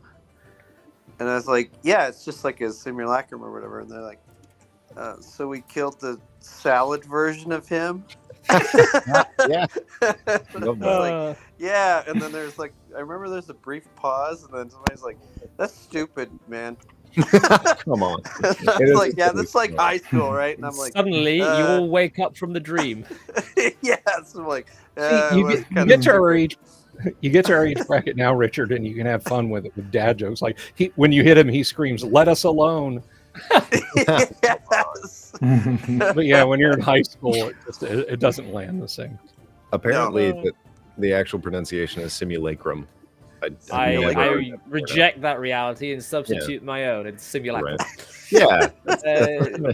Right. It's not a fucking Green Lake. We're gonna quickly reverse course slightly, and I hope you don't mind me infringing on your copyright here, Delver. But I figure this will help you get into your zone. You ready? Sure. Hold on. Go for it. I was unprepared. Anyway, It's his theme music. yes. So you guys can find me over on YouTube at The Dungeon Delver. I am running a 5-night-a-week live stream covering all sorts of classic TTRPG and fun stuff topics. It is a ton of fun. We have guests, we have live plays, we have I do deep dives on classic products and all sorts of fun stuff. So you can throw me a subscription over there. I would greatly appreciate it. And I just gotta plug this awesome software package that I have created. You can hit me up on Twitter at @A_Dungeon Delver for more information about that. And you can also just follow me there for funsies if you want. I did mean to ask you more about your program today, but things kind of got away from me. But I will have to sort of get you back onto Tittle, and we'll interrogate that further. But cheers for coming on, man. I appreciate it. Thank you for having me. It's been way long since we've done something. Indeed, and it was a joy to spend time with all you guys. Thank you very much today for swapping more stories with me. I've got an elderly Labrador who's got a bladder the size of a grape, so if I don't get him out, I'm gonna have to do some Problems. So, Ain't that just the way? Bill, have a lovely evening. Pet suits for me. I will. Thank you all. Have a good one. Bye bye.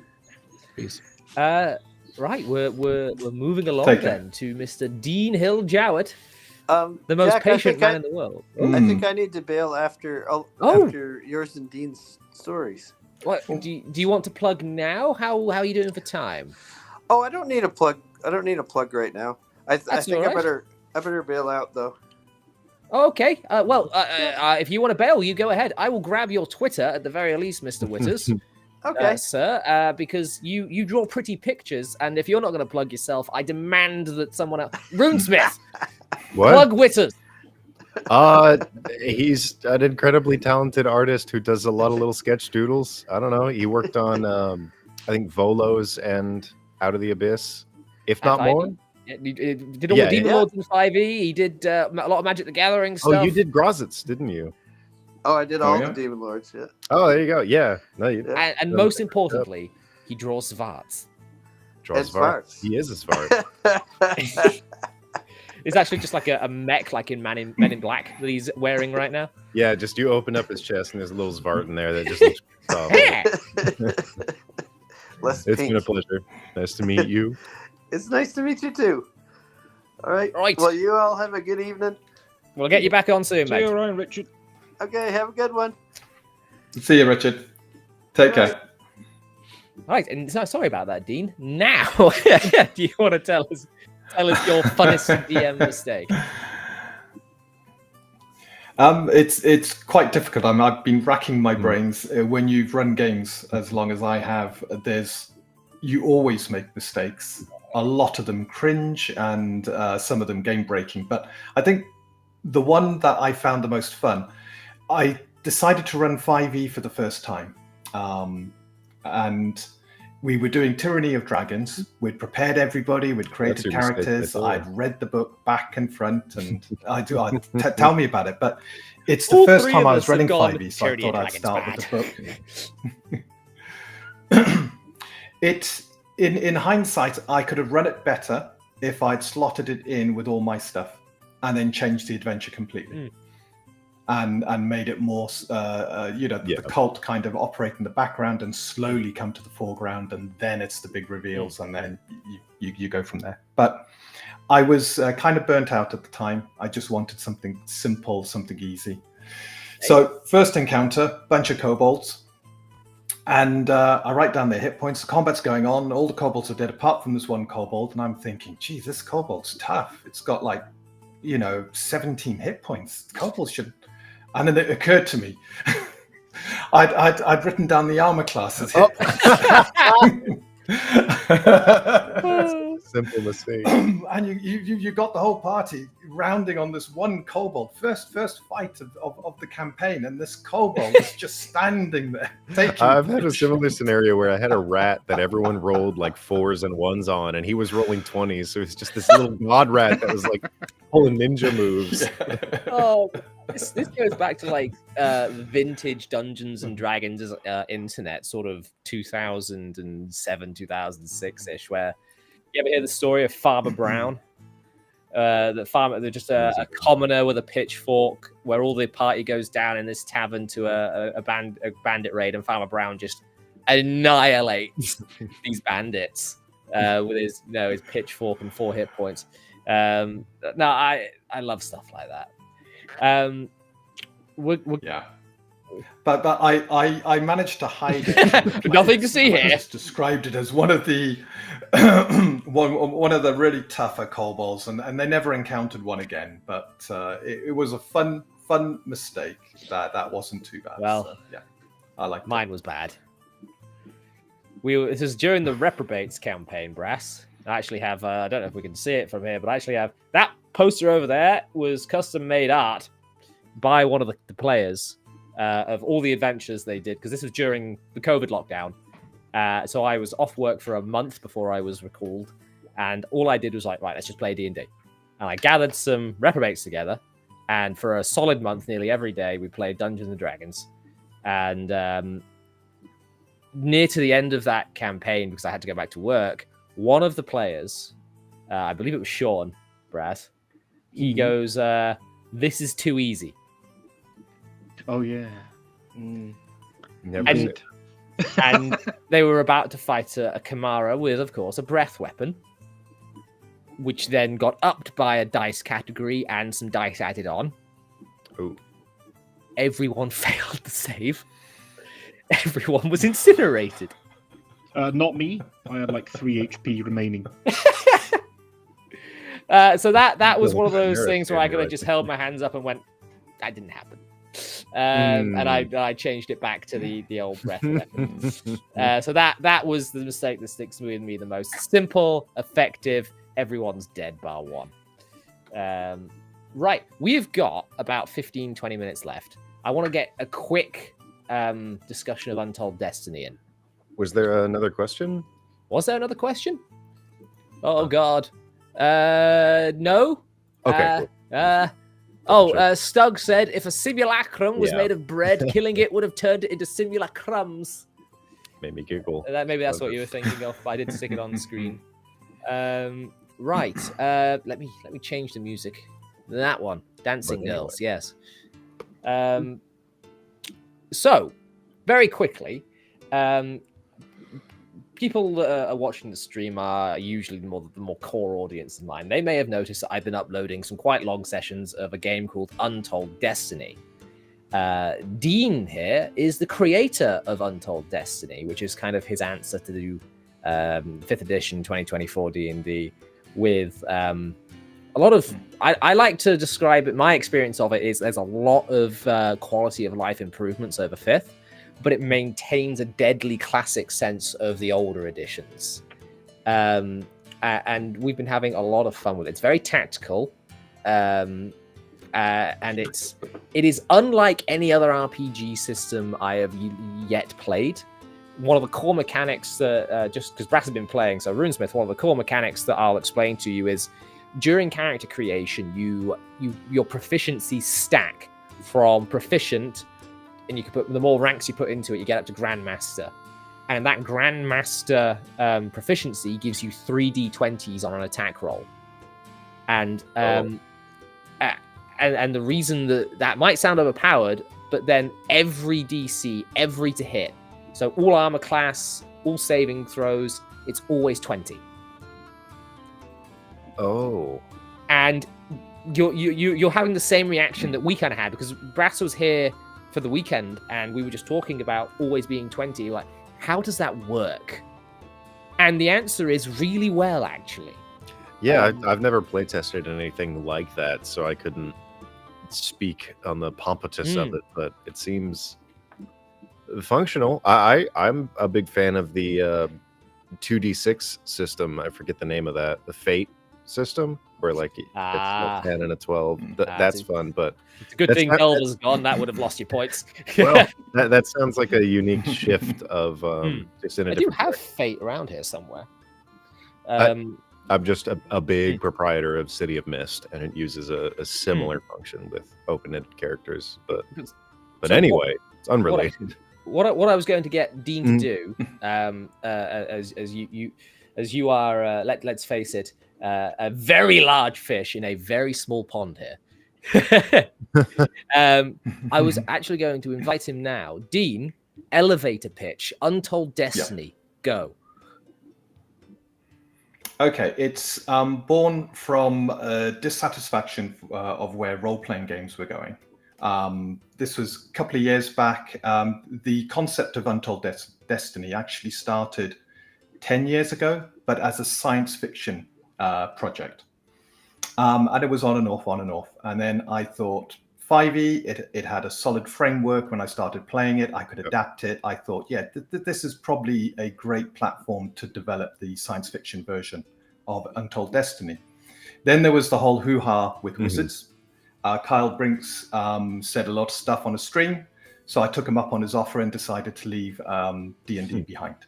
And instead I went, I've got a great love of classic role-playing, first edition, second edition, basic D&D. I've got a great love of some of the concepts, especially from first and second edition, things like your system shocks, your bend bars and stuff like that.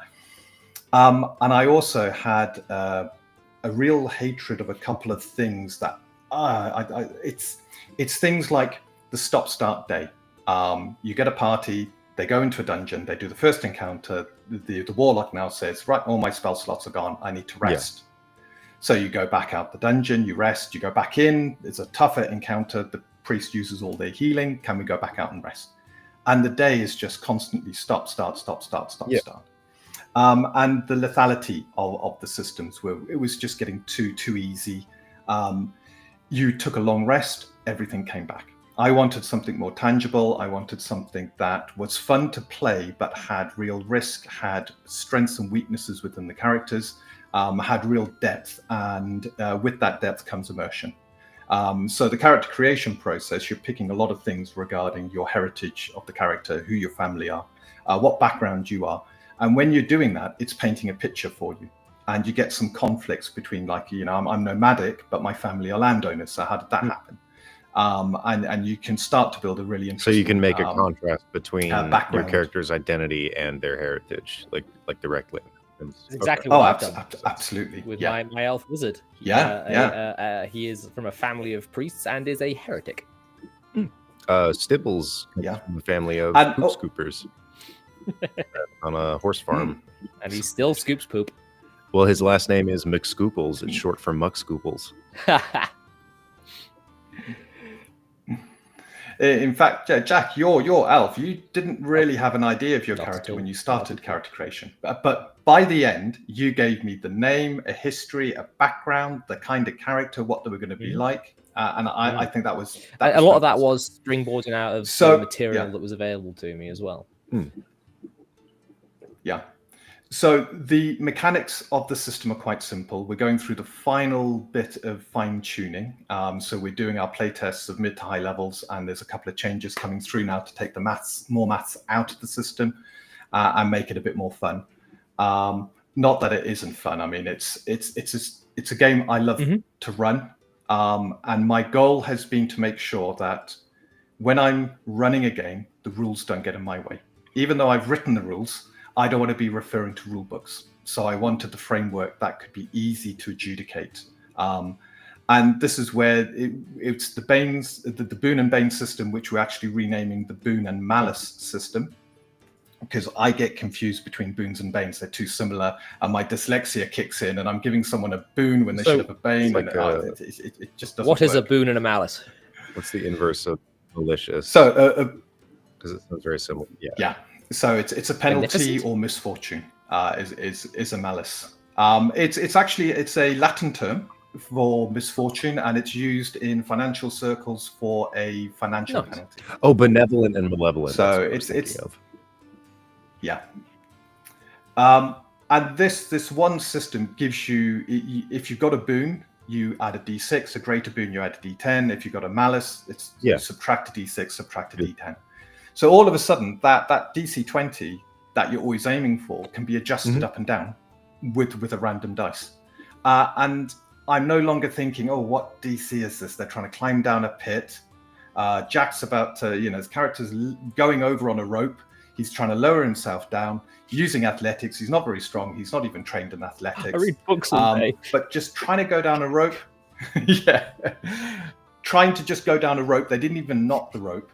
Just trying to go down a rope. I put it's a bane to this test. It's a difficult thing to do. You're having to hold your body weight. You did. Oh, with all the malice die. And instantly, I can adjudicate how easy something is and whether there is a situation that makes it more difficult. So you might have something very easy. I'm leaping over this sty, but it's been absolutely hammering with rain and it's wet. So I can say it's a malice rather than, and it's that quick, easy way of adjudicating calls without having to get into the maths, without having to get Dean, into numbers. look at the chat. I have. Vicky, hello, welcome. That is Dean's missus. That is. She's bringing me back on track. She's my social media manager. Nice.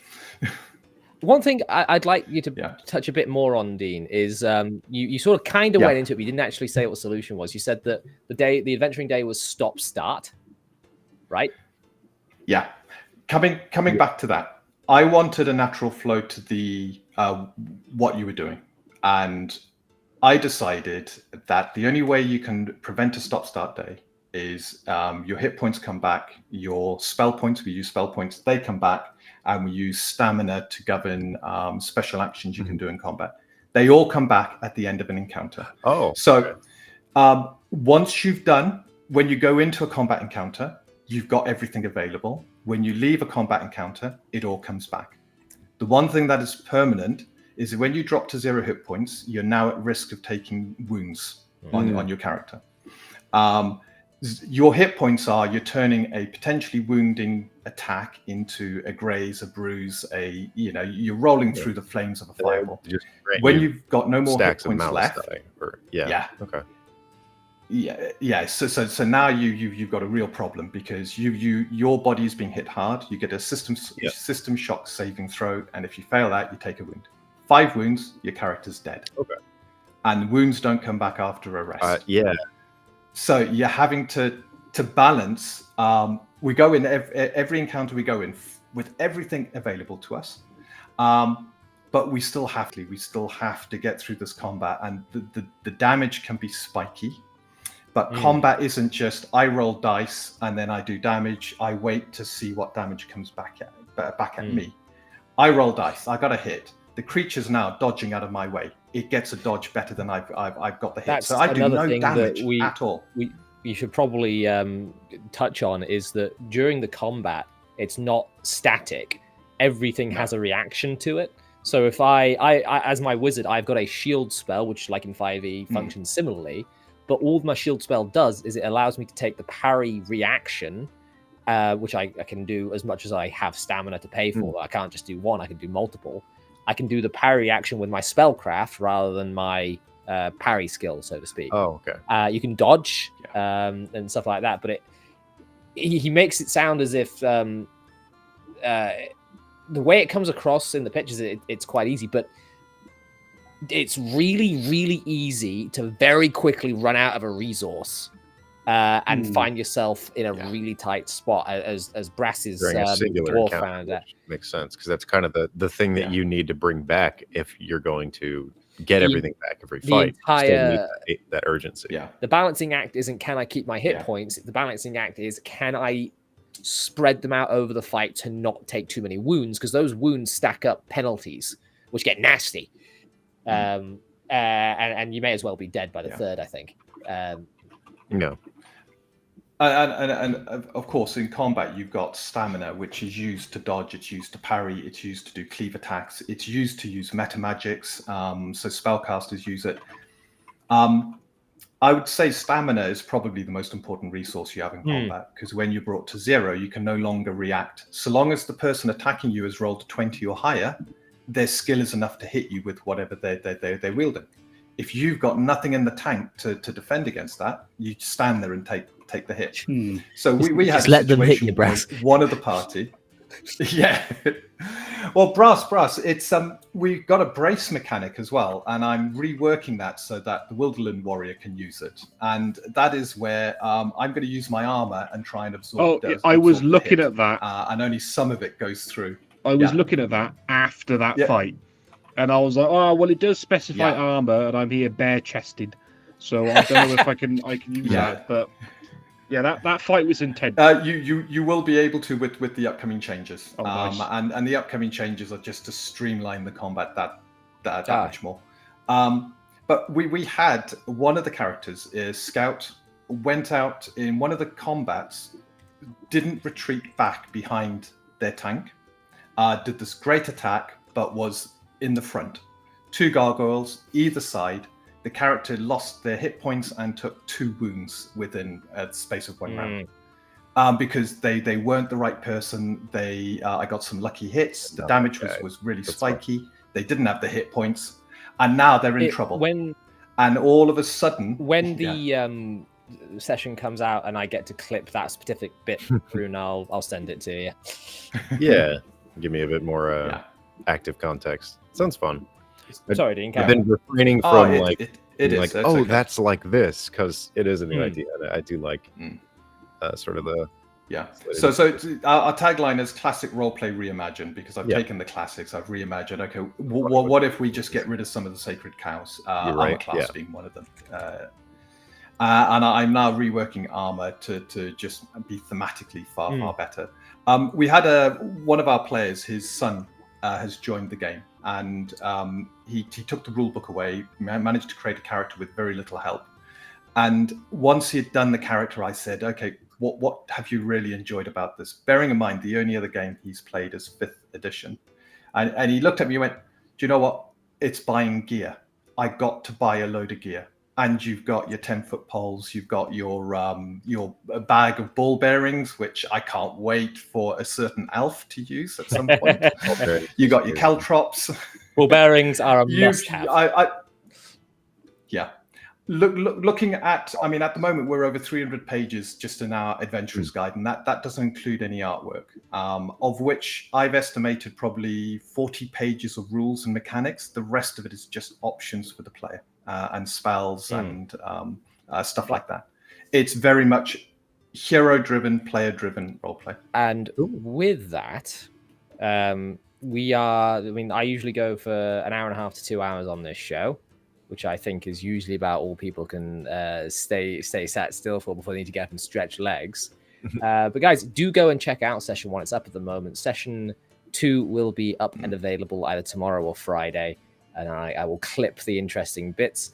If you want a more succinct combat to have a look at, Rune, then there is our Fighting the Smoghounds thing, which I will link in the YouTube chat, which is it's an hour video, but I think sticking these things on in the background while working is probably how people would like to do those the most. Can I stop sharing this damn screen, please? There it is. But yeah, no, it is. I'm having a blast. Brass, I'd get you in to talk a bit more about it too. We are over time, so what we'll do is we'll go around just from left to right. Plug your stuff, because I'm sure I can get Rune Smith an extra subscriber or two. I'm gonna get one or two. I'm so excited. Wait. Brass Dragon, plug, do things. I am the Brash Dragon 1 on Twitter because I'm the one and only Brash Dragon or whatever. And I have tweeted this month.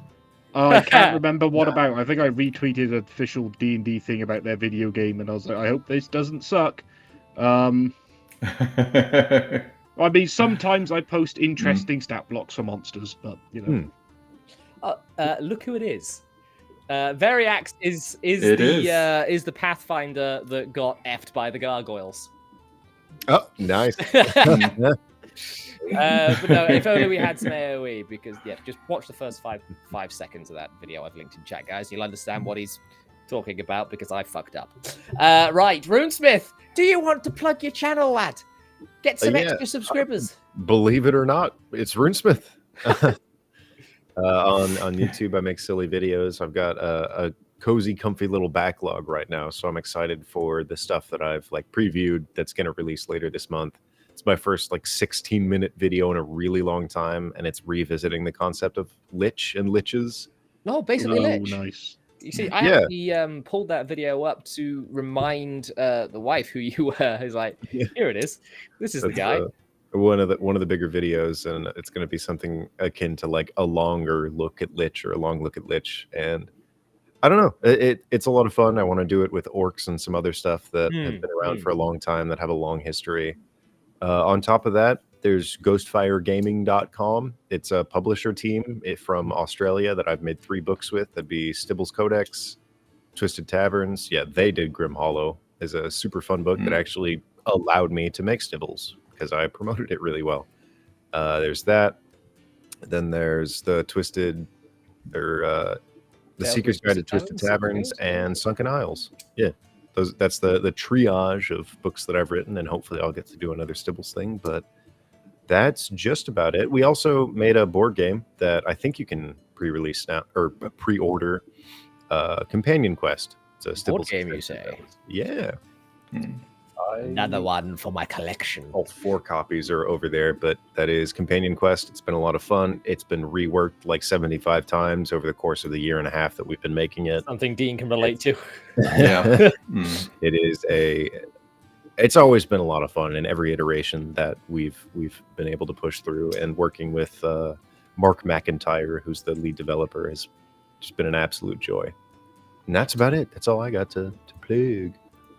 Nice. Well, hopefully someone that isn't subscribed to you but happens to be in these chats will go over and subscribe to you, because then I can say I helped him get to the top. Yes, I'm famous because of you now. All right, Dean. Right, you can find me on Twitter at Hill_Jowett. We also have a YouTube channel at Untold_Destiny. And we're Evereye Games on Twitter as well. So feel free, follow us. We have a web series called Business Unusual, if you want to see the game. From episode 1 right the way up, we do hour-long episodes each week, so they're bite-sized chunks. But you can actually start to see the evolution of some of the changes from playtesting. And if you want to know more about Untold Destiny, there's a lot of videos on there that talk about it. We're going to be reworking quite a few, talking about character creation coming up, because as I said, I think we got the final changes going through now that really bring everything together. And I'm hoping to talk Jack into continuing the web series in due course, so he can have a look at the new. Already been thinking about. Yeah. And look, it's funny because the web series was born out of an episode of Talking in the Library. We were just sat here with Variax. So would it be cool if we just went and played this game and just record? Look, I'm a small channel, Logan. I realize where I am in the pecking order of the social media algorithms. So I realize that no one's going to watch a 3-hour video from me all that much. But I said to you earlier on, I'm very much a not one more gold piece kind of guy to Wizards of the Coast. And look, I got you a subscriber. Hey. And Perfect. but I'm also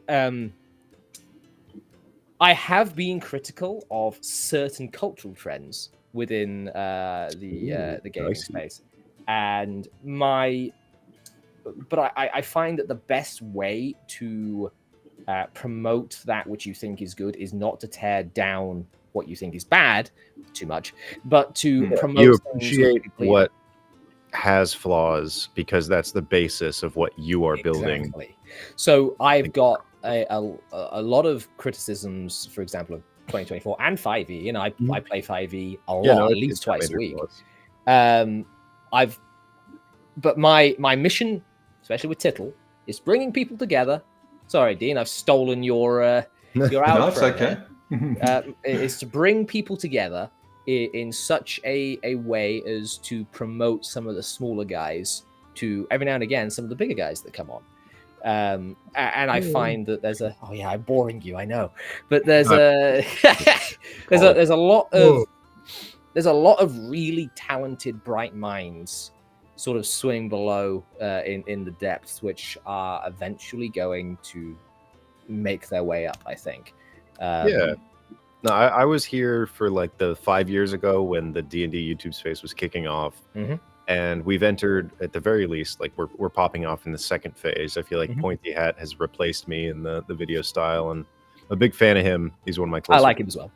Yeah. So it's nice to see the shift, the upwelling, you could call it. Yeah.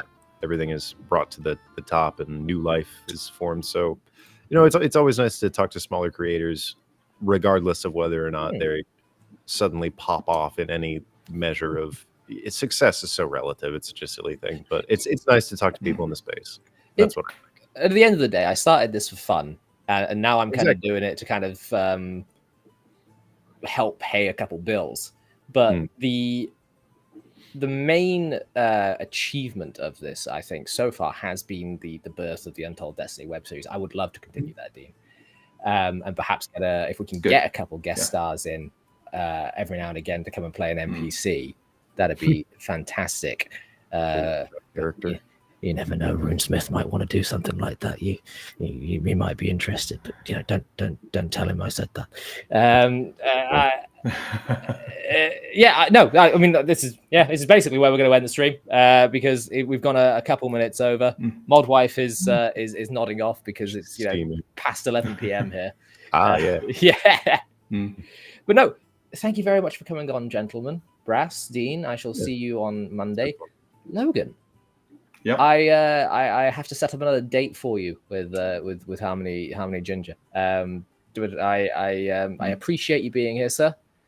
And stop in one or two more times. If you want to come back, open invite, mate. I'll explain to you after we get off the air. Gentlemen, thank you for joining me. Everyone else in the chat, we're going to have a little chat behind the scenes. Bye-bye. Oh, bye.